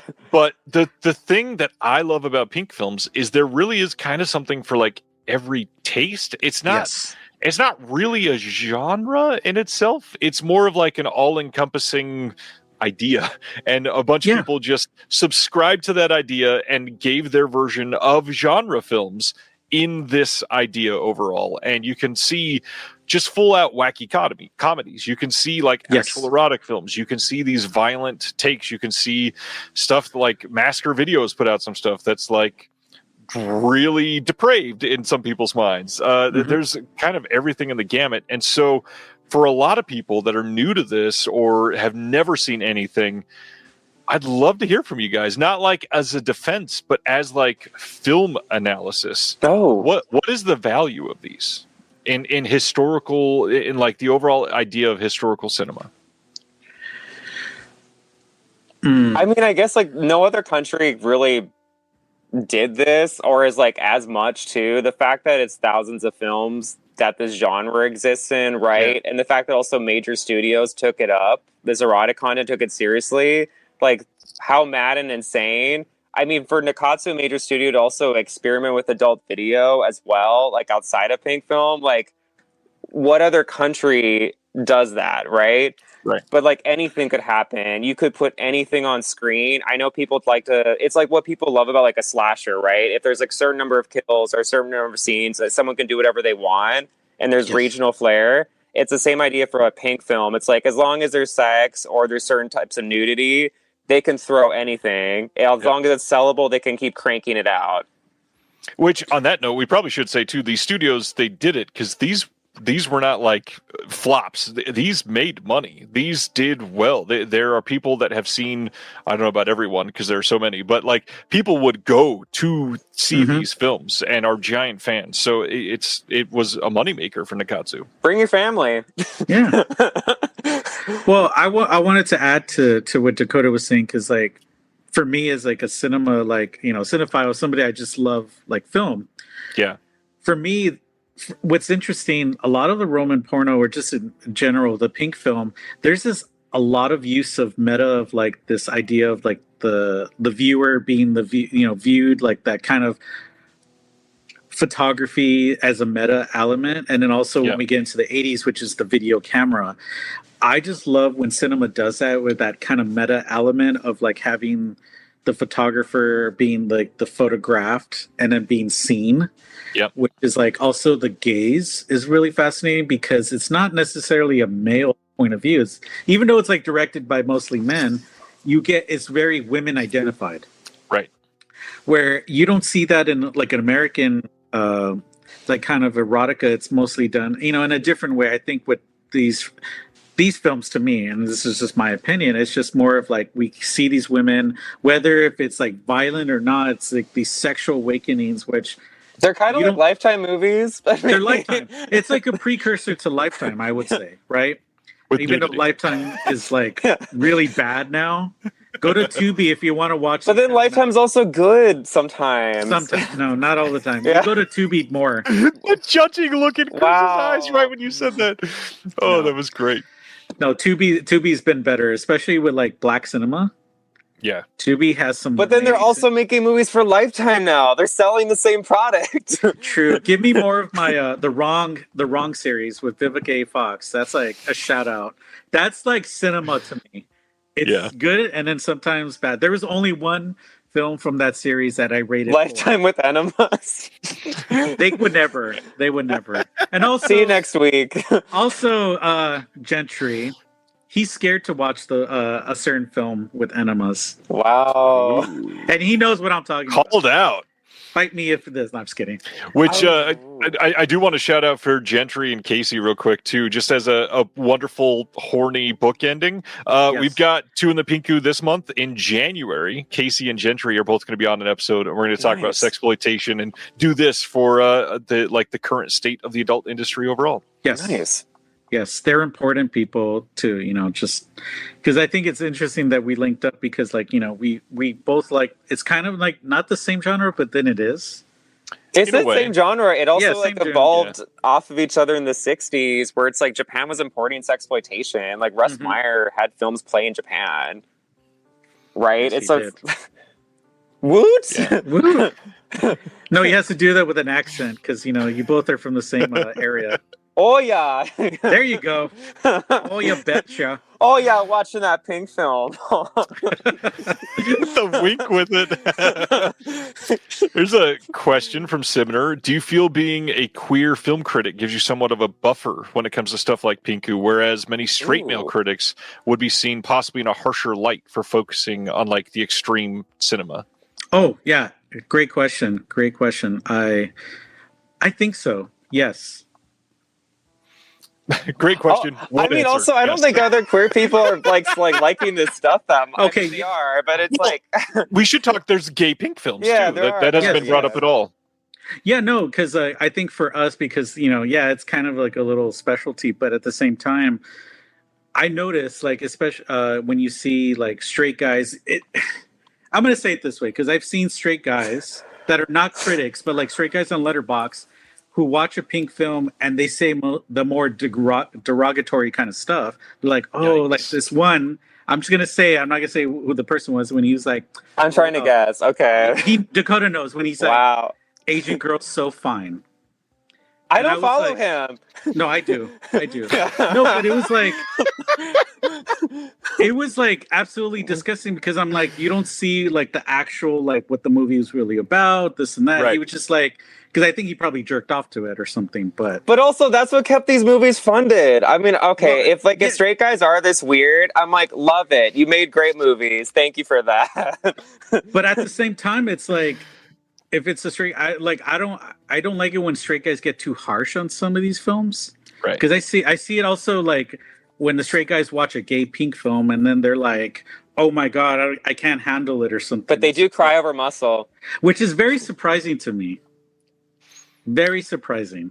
I'm betting most of them won't even put on many of the gay pink films. No, absolutely not. But like they do cry over muscle, which is That- But I think It That kind of is transcends, giant, at though. least, but- Yeah. it transcends like what we think of gay pink film because there's gay pink films that are like straight up like I don't remember. Does anyone lick underwear and muscle? Like, I feel like they just did sadist stuff to each other. I mean, correct me in the comments, but like, no, they didn't because remember the scene where he's like kind of flexing with the news. but even when they're together, magazine. it's like tied up and cutting and rubbing, right? Do they? Yeah, lick? they don't lick. No, Or do they no. don't do as much?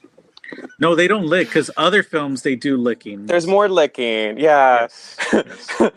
Just a normal Ryan's conversation. No, I love What it. the fuck is going on? No, I listen to the podcast. Believe me, I I know, and not to mention I watch the films. But it's this is one of those things where there's never a lot of film critique publicly given to these No. movies because the other thing, and which is why your podcast is so important, these are underseen. Like the most niche of films that you're thinking about, even Muscle, which is one of the most popular pink films, is still so niche compared to any of these other things that are getting released. And so it's one of those things that the context here is in many situations more important because it's what's relatable because most people haven't seen the film itself.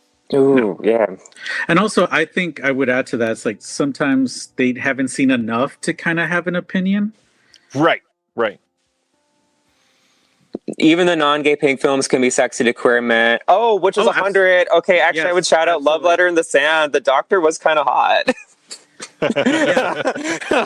I mean, I felt something, especially like when I seen like my first Tawny film. Of course, like I'm like, oh wow, like seeing her naked get tied up and like her breasts and everything. I was like, oh wow, that was great. But even like in Lust Morgue, I would say Lust Morgue, I was like really turned on because of like just the way that it was filmed more in a fetish kind of perspective instead of the horror. Because like later on, because we talked about this on the episode too, and Dakota and I, even in the car when we were driving, we were just like, oh yeah, that film, and we just started mentioning. But And your hands are on the wheel, yes.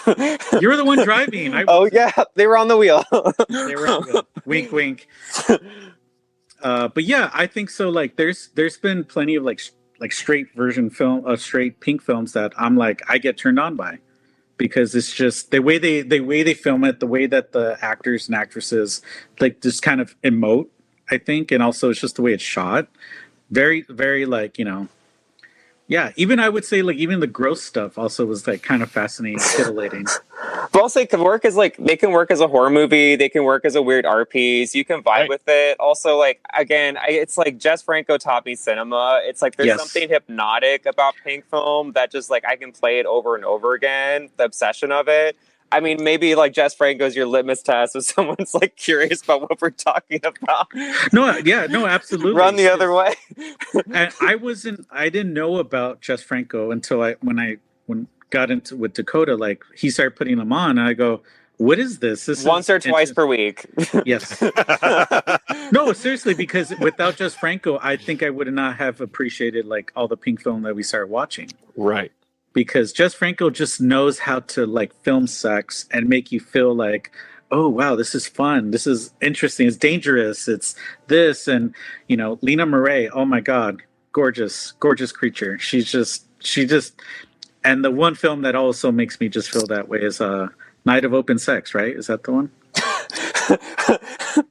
Oh, it has the taste of your sperm song. Yes, has the taste of your sperm. Not that we know what sperm tastes like. Not at all. Not in pink film. Not in pink film. Well, all speaking of Jess Franco, I would say a good way to discuss that too is Stephen Thrower, who's like the god for Jess Franco fans. In his giant book, he explains Jess Franco as somebody that the more you watch, the more you understand and appreciate. And I think Pink Film is like the perfect way to view that, because Dakota, you've said many times that you've seen like what 600 plus of these at this point. Who's counting? By 3, you might not be fascinated with the genre. You might be intrigued. I think you're probably betrayed by that point.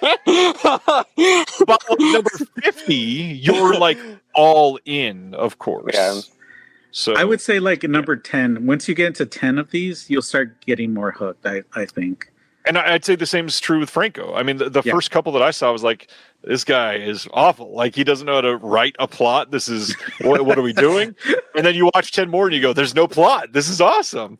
That's what a Pink Film is too. There's mostly sometimes no plot, but then you're just like vibing and going off and like, oh, okay. And then at the end, you're like, oh, that just happened? All right, cool. On to the next one. Yeah. One thing that is tough to do with films like in Pink Film is like rating things or saying X is better than Y or whatever, but gotta hear some random off the wall things. So one, if you would name something that you think is the most mainstream of the Pink films that have not gotten mainstream attention, that people would go, oh, like, yeah, this makes sense just as like a regular movie. What is something like that? Oh gosh, that hasn't been released. Not just hasn't been released, like that the world does not know about, or that isn't discussed in the Pink zeitgeist, I guess. Oh, I mean, I guess like I shout out with like Gentry and Casey. It definitely scared some of the. Oh wow, it scared some of the Blu-ray labels. Wait, is my vibrate echoing? No, you're good. No, oh, okay, good. That's me. Okay. It scared all the Blu-ray labels. There's a film called Hard Rape. It comes out the same era for Nakatsu as the Entrails of a Virgin series, but it's more traditional of a slasher than any of those are. Yeah. Also, Oh, actually, no. There's a gothic film, their version of Dorian Gray, that's really classy, 70s. You know, maybe there's incest, so it's not so classy, but it's called White Skin Glimmering in the Darkness. Love that. Gorgeous film.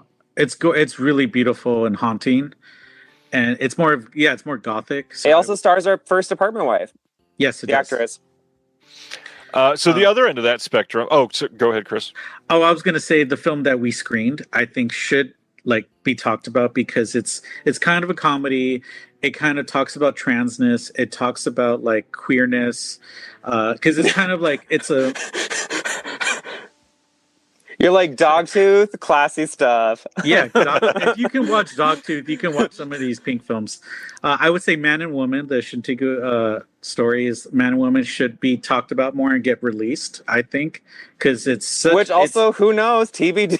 Yeah, TBD too, but it's like I think that one could be talked about in a more like mainstream. Oh, but I mean, I guess like this kind of shout out to Connie. This is actually like a great first primer. It's super cute. It's unhinged. Girls run the barber shop. It's very sex comedy. The style is fantastic. Nice. And there's some musicals. It's like really just off the wall kind of fun. And of course the second film of that is Top Stripper, which is like tonal shift. It's very sad, very dream. No, it's like it's a drama. It's a drama, but it's shot beautifully. Another film I would think is that okay, there's this late 80s one that I really loved. It's kind of near the end of Roman porno line. Tale of Happiness. It's a drama. Oh, it's also restored in Japan. I mean, yeah. It's about a older couple who are like kind of like their marriage kind of sucks. So they end up cheating on each other, but then they find out they're cheating on each other, but it helps them with their marriage. Interesting. Not that it's our life story or anything. Oh God, that's off camera. Okay. But of course, like other films that I think like we would want is like some of the crazier stuff, like Roman X, some of the other titles, because like they're doing horror-esque, they're doing kind of like based on true stories kind of stuff. I think those are films that could be released, and I think people would like those. Yeah. Interesting. Not the Seikon, because that's a whole other demon in itself that we would not want to unleash on people. Well, on that note, I was about to ask the opposite end of the spectrum. What are to scare away the newbies? What are some of the craziest things in these movies that you've seen? Our favorite, which is, we call it a masterpiece, but I think people would just freak out, is The Birth. Oh, okay, yeah. It's probably one of the most, oh my god, yeah, The Birth, to hype it up. It's probably one of like the most messed up things we've seen from like Nakatsu's Roman porno, like Roman X era, where it's like there's a live birth, nothing happens with the child, but it's like everything else, like before she gives birth, the hospital's pervy and creepy. There's a white lady, scary stuff. Yeah, the pregnant woman, like, all what happens is she just has sex on camera. That's it. But she needed to pay for the healthcare. I don't know. I mean, it was relatable. She gives birth, but it's just like I think it's a C-section. But she just gives birth, and that's it. But the music makes it feel like a snuff film. It's so weird. And then, of course, the doctors are all doing pervy stuff to different women who are supposedly giving consent to being violated, but it's kind of like on the line of what's happening. But then they also look into the camera. They look into the camera too, so they're kind of like passed out, but it's like wink, wink. The Seikon trilogy is unhinged, and I think a lot of people would not handle that, except for one of a shout out to a friend of ours, Harrison, who's probably listening. I let him watch one of the Seikon. It was his birthday present. Let's just say that. Oh my god. So shout out to that one. What are some other ones, Dakota, that I think would be hard for people to... Pink films too. I love seeing kind of which like Sato ones freak people out. I guess the new set. Overall, it's a lot of love. But yeah, it's always fun to see like more polarizing reactions, right? Because we saw some of those on Letterboxd that some people couldn't pretty handle. Good. Yeah. I watched Right Rose Campus for the first time. Oh, poor you. Poor Zachary. I'm sorry. It's the Magic School Bus. I felt the same way when I watched that with Dakota for the first time. Also, it stars Yuichi Minato, who, many years after Inflatable Sexed All the Wastelands. Yes. Many years. Time after. That's a film that I would not want anybody to watch yet until you watch enough Pink film. You know what? Why not throw that on? I know we were thinking about rewatching it for an episode later because I'm like, I don't know if I want to go down that bus ride. I don't know. It's so fucking crazy. What's some other ones too? Other than just titles, what makes these crazy? Why are these like what scenes are in these that are insane? White Rose Campus is all about assault. On a bus and a hotel. That's just the premise. That's all I'm going to say. Everyone gets assaulted. Also, the actor Yuichi Minato is known for assaulting in his movies. Like, that's his character role. He even made a song about assault. Why not? Google that later. Enemas are nasty. Like, you'll see, I guess, like the shot on video stuff too. It's like you'll see sometimes like the limits of like as long as something is censored with the genitals, they'll do everything else. Yes. Like, and I'm going to say this: like, watching films that have incest are nothing compared to like the ones of like more extreme bondage stuff, where they have no limits. Firecrackers sometimes, some eels. What was the other one? It was where they buried her. Oh, that was kind of peaceful. That was very, magical. Yeah, it was magical. Spiritual. Also, I think, like, I would say if anybody in here who watches, like, the Wave videos, I think they could vibe with the more later Roman X kind of. Yes, because they feel the same, but then Wave has no budget. Right. Whereas... She came on the bus. Yeah, pretty much. Literally. Oh, that's hilarious. Yeah, so if people can't handle assault heavy film, like there's some films even from the 70s and the 80s are just very assault heavy. There's also ones that don't too. I guess like the shout out, if like this whole Shinjoho wave keeps happening too, like one of Sato, actually both of Sato's contemporaries, like Kazuhiro Sano and Takehisa Seize, their films actually don't really have that much sex in them. No. Period. And they're very artsy, moody. Sano's are all about aging too, and he's a chain smoker, so he's always like smoking in his films. They're very fun. Zeze went mainstream, but his are like art collages. You could get more non-sensational films from this era going ahead. Also, there's a lot of comedies, light, easy stuff. It doesn't have to scare people, but it could. Yeah, Right. I think I like those comedies too, because I'm hoping there's like the Pink line or even like Katsu or anything, like they release some of the, like the Pink, the fun one, like the nurse ones, the doctor nurse ones are always unhinged, but in a fun, playful way. They're just really funny. Like sex gets really ridiculous, and those are like fun to watch. I think those could be really good to kind of get yourself into more sex comedy, I think. You know, one thing I don't remember being covered on the podcast too much is you guys talk about what happens in Japan for the release of these films a lot, but I don't know the history of how many of them got to the Western world, like originally. When did they first get popular, or popular said in quotes, because obviously they've never been popular here, but how did they first get known here at all? I mean, it's crazy. I guess, like, shout out to the Sin Syndicate, too. There's only a string of stuff that got sexploitation releases back in the 60s or even 70s. Other than that, there's very few that crossed over internationally, like Deep Throat in Tokyo, just based off of the name. Tokyo Manuel, too, like, based off the name. It's weird. The gay stuff hitting the gay circuit internationally in the 90s probably was, like, what people could see of a Pink film, period. Right? So Sato's Muscle, that's why it has more watches. Also, just I guess shout out our friends in the V-Cinema Discord too for, making archiving and making things accessible. The letterbox culture is probably what's really changed all of this, like making people watch it, period. Good to know. And then, so home video is really like the only way that most of these have been seen. That and like virtual tape trading, I guess, is the best way to say that. Like people sharing links, or just watch Japanese porn sites with a VPN. Yeah, love that. Understood. We support our content creators. Oh, that's great.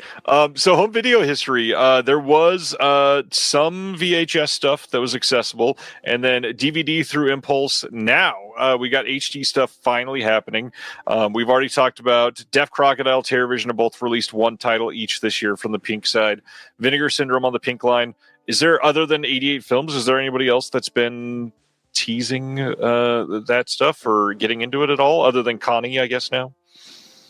Connie's starting. I think Third Windows will probably be kind of finishing. Oh yeah, Angel Third Window Guts. did do two of the Pink collections earlier, but about 5 years ago. The Nakatsu Angel Guts, like that. Yeah. They've said this on forum. It's not secret Yeah. information. It's true. It's true. Yeah. A long time coming in a good way. Yeah. I'm trying to think of who else. Honestly, that kind of cover. I think that's pretty much. Oh, go well, ahead. I mean, I guess like there's ones who are interested, right? Yeah. Yes. Honestly, I think everything's going to change with these Vinegar Syndrome releases. The perfect Yes. director, the perfect entry point to the genre. It's going to help everyone out. Love it. And then other than Impulse on DVD, I never picked up anything else other than Impulse on DVD. Were there great DVD releases from anybody else covering Pink at all? No. Honestly, It you have was- to buy Japanese DVD. I mean, a lot of Wow. like Shinjoho puts out DVD over the years, so then you could get that VHS too, tape trading. I mean, streaming rips too. So it's like they have definitely history of physical media. Nakatsu's kind of like honestly killing in Japan if they're happing it. Like there's a huge hundreds of their archive that are restored like Blu-ray level quality on their end. Interesting.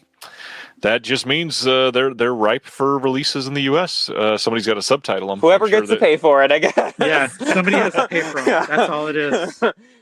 Well, and that's the hard part here that we're kind of like tiptoeing around a little bit, is these historically don't sell all that well, which when something doesn't sell super well, that means they don't get more releases of other titles. And so quite often, like Terrorvision put out Gushing Prayer, they probably won't put out another Pink film because it did not sell like gangbusters, unfortunately. So I mean, support them. I would say like support that, but also at the same time, it's like sometimes you gotta like take a risk and try. But this also is a great Pink film. I'm just saying, you gotta try some different stuff. I agree. Yeah. It was a good release, and it looked good, and what they did with it is really important. So Also gave it a lot of love too. Yeah. Love the design on it. It's also, I mean, I guess too, it's like it is a very serious, very Yeah. I guess like didactic conceptual one too. There's not like a horror element to it, right? It's also one of those things where it's tough to put out one and say it didn't work, so we're done. You really got to do a few and see if your audience buys into it at that point. Or I would say like try. I don't know who could do it, but try a box set of things, maybe of different films that could also kind of test the waters. But again, that's like it just takes certain people to do that to see, oh, maybe we could do a box set of films, or instead of just doing one release, maybe do give us some, Masaru Kanuma from Nakatsu on Blu-ray. Give us some BDSM. Give us Kanuma. Or also like Assault Jack the Ripper, give more violent pain too. Like they could kind of go in those directions. Yeah. Well, and there's a shout out. Mondo Macabro did a couple on DVD as well. Nice. Yes. But yeah, where's Groper Train Collection Volume 1 of 37? I mean, seriously.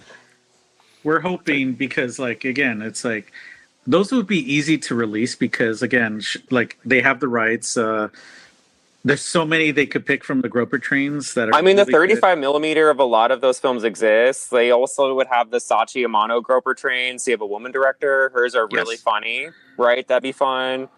Again, they could go absurd, right? But who knows? Stay tuned. Yeah, we don't. We support public transportation. Yes. Even if it time travels anywhere, we're on that. We're gonna go on it. Interesting. And that's the thing. There are sci-fi time travel pink films, lots of them. Yeah. Yes, there is. Why not throw some ninjas in? Just for fun. Just for funsies. All right, Pink, like, is there anything else that we haven't covered? I guess big directors other than Sato. Who else should people look into that have like prolific careers? Kanuma. I mean, yeah, if you want to watch Nakatsu, obviously go with Kanuma. King of Nakatsu, our favorite director, right? We wish that he was getting some of the love that Noboru Tanaka was getting on the recent Blu-ray releases. But also, that's not a hatred. They came up together. But yeah, give us more Kanuma. Give us more Naomi Tani. I would say also, obviously, Koji Wakamatsu. Yes. I would say Ohara, too. Get some more Ohara films out there, because he just knew how to film. He knew how to, like, light and make color, like, appear. I would say, like, he's, like, kind of like a Pedro Amador kind of, like, director that has, like, the use of color is so beautiful and vibrant. That's, like, a kind of a gateway, you could say, too. With some other directors, too.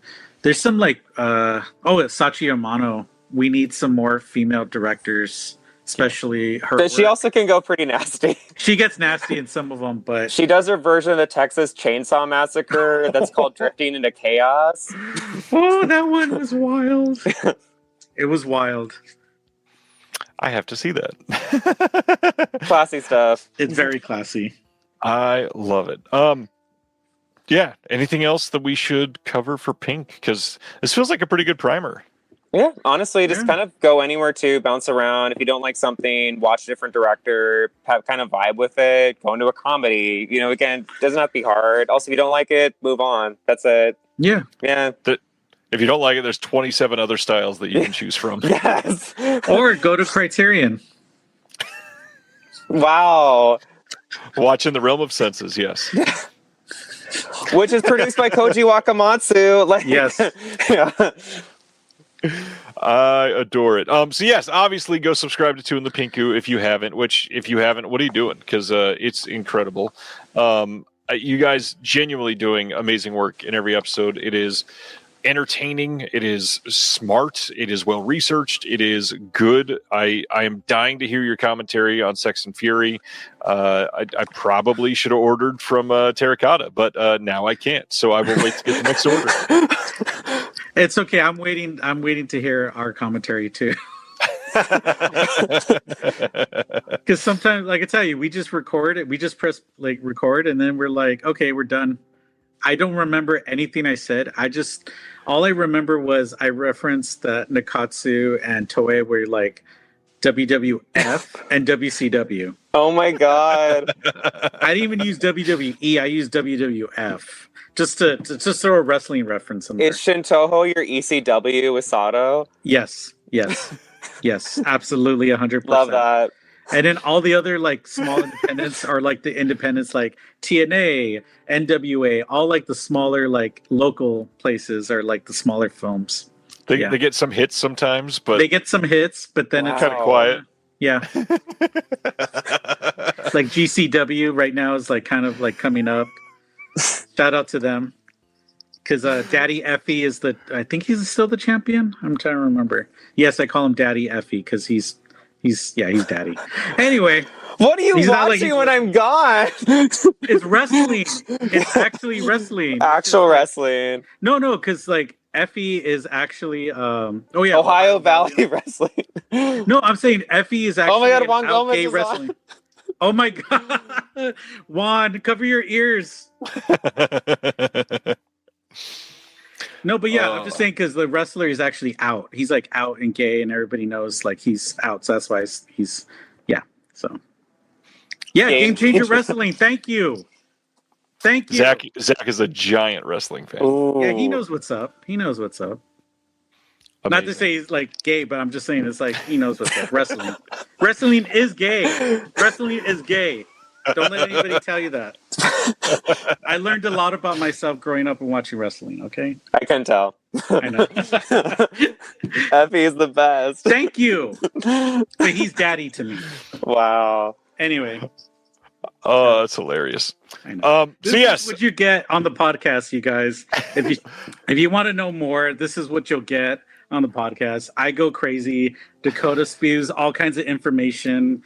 I forget what he says half the time, and he forgets what I say half the time. I love that earlier I asked you what can people expect to hear on the show, and your 3 words, us kinda complaining. Oh my god. No, there's no complaining. We just kind of like go off on random shit sometimes. Lots of love. Yeah, it's all love.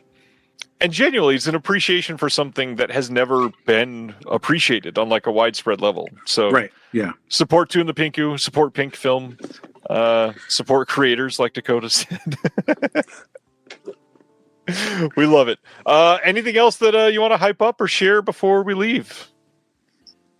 If you're in LA, let us know because like we're in LA. We see movies. Oh yeah, we have some upcoming shows though. So Chris, Yeah. you'll have a show that I guess you can announce if Yes, so I do. If you're in LA, if you go to the Cheech, just call the Cheech Museum in Riverside. There's going to be a huge exhibition opening up in January. I can't say more about that because they haven't announced anything, which they're taking their sweet ass time. But that's a major show about photography, so I'm in that. I think also. Yeah, we're trying to pitch for people to see our Polaroids. Well, we did a series of Polaroids inspired by Pink Film. Yeah, yes, it was more performative. And also, like a bunch of straight friends who came to see it, they loved it. They loved them, which was very surprising. We had to explain what they meant. Wow, especially the teacher ones. That we did a teacher set. Mm. And then a friend of ours was like, hey, is that school? Did you do that at the school? And I'm like, yes, we did. No, we didn't. I said a school. It's like Pink Film. It's someone's apartment, Chris. It was. Or who knows? I don't know. We also tried to do a train one, but we couldn't get on the train. Oh, God. Thankfully, they did not allow us. I'm just kidding. Getting a clearing for that would be hilarious. Yeah. Yeah. So yeah, we both have shows coming up. We'll have some new episodes coming up in the pipeline. And where's our cat anyway? He's tired. He made a couple appearances. I hope people are watching. He's doing the Barnes and Noble sale right now. He's doing the Target sale. No, he went to Target. Yeah, he went to Target. He went to Target. He's not that expensive. Amazing. You guys have been incredible. Thanks for doing this. This was thank you for much having us. I hope you enjoyed it, and we'll have to do it again eventually. And on that note, everybody, don't watch Ilsa, according to Chris. I would say watch it. Watch Jess Franco's unofficial one. Watch Jess Franco, watch Pink Yes. Films, support each other. Have a safe week. We'll talk soon. See y'all. Bye. Thank you for watching The Disconnected. On the way out, make sure that you are subscribed to the channel, that you've liked the video, and that you've copied the link to be able to share with someone else that may appreciate this.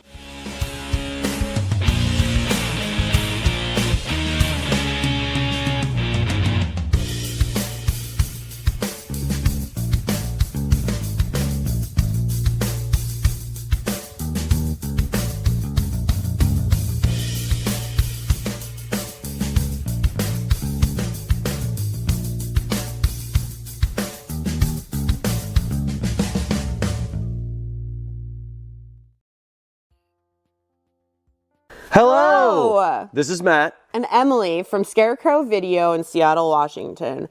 Did you know that we have the largest video collection in the world? We have over 146,000 titles and growing. That's over 3 times more than Netflix, Amazon, Max, and Hulu combined. Plus, Scarecrow now offers rent-by-mail service throughout the U.S., so check out scarecrowvideo.org for details. You can catch Emily and I, or Matt and I, if that was going to be you saying that, on our bi-weekly YouTube show, Viva Physical Media, for video recommendations and so much more. See ya! Bye!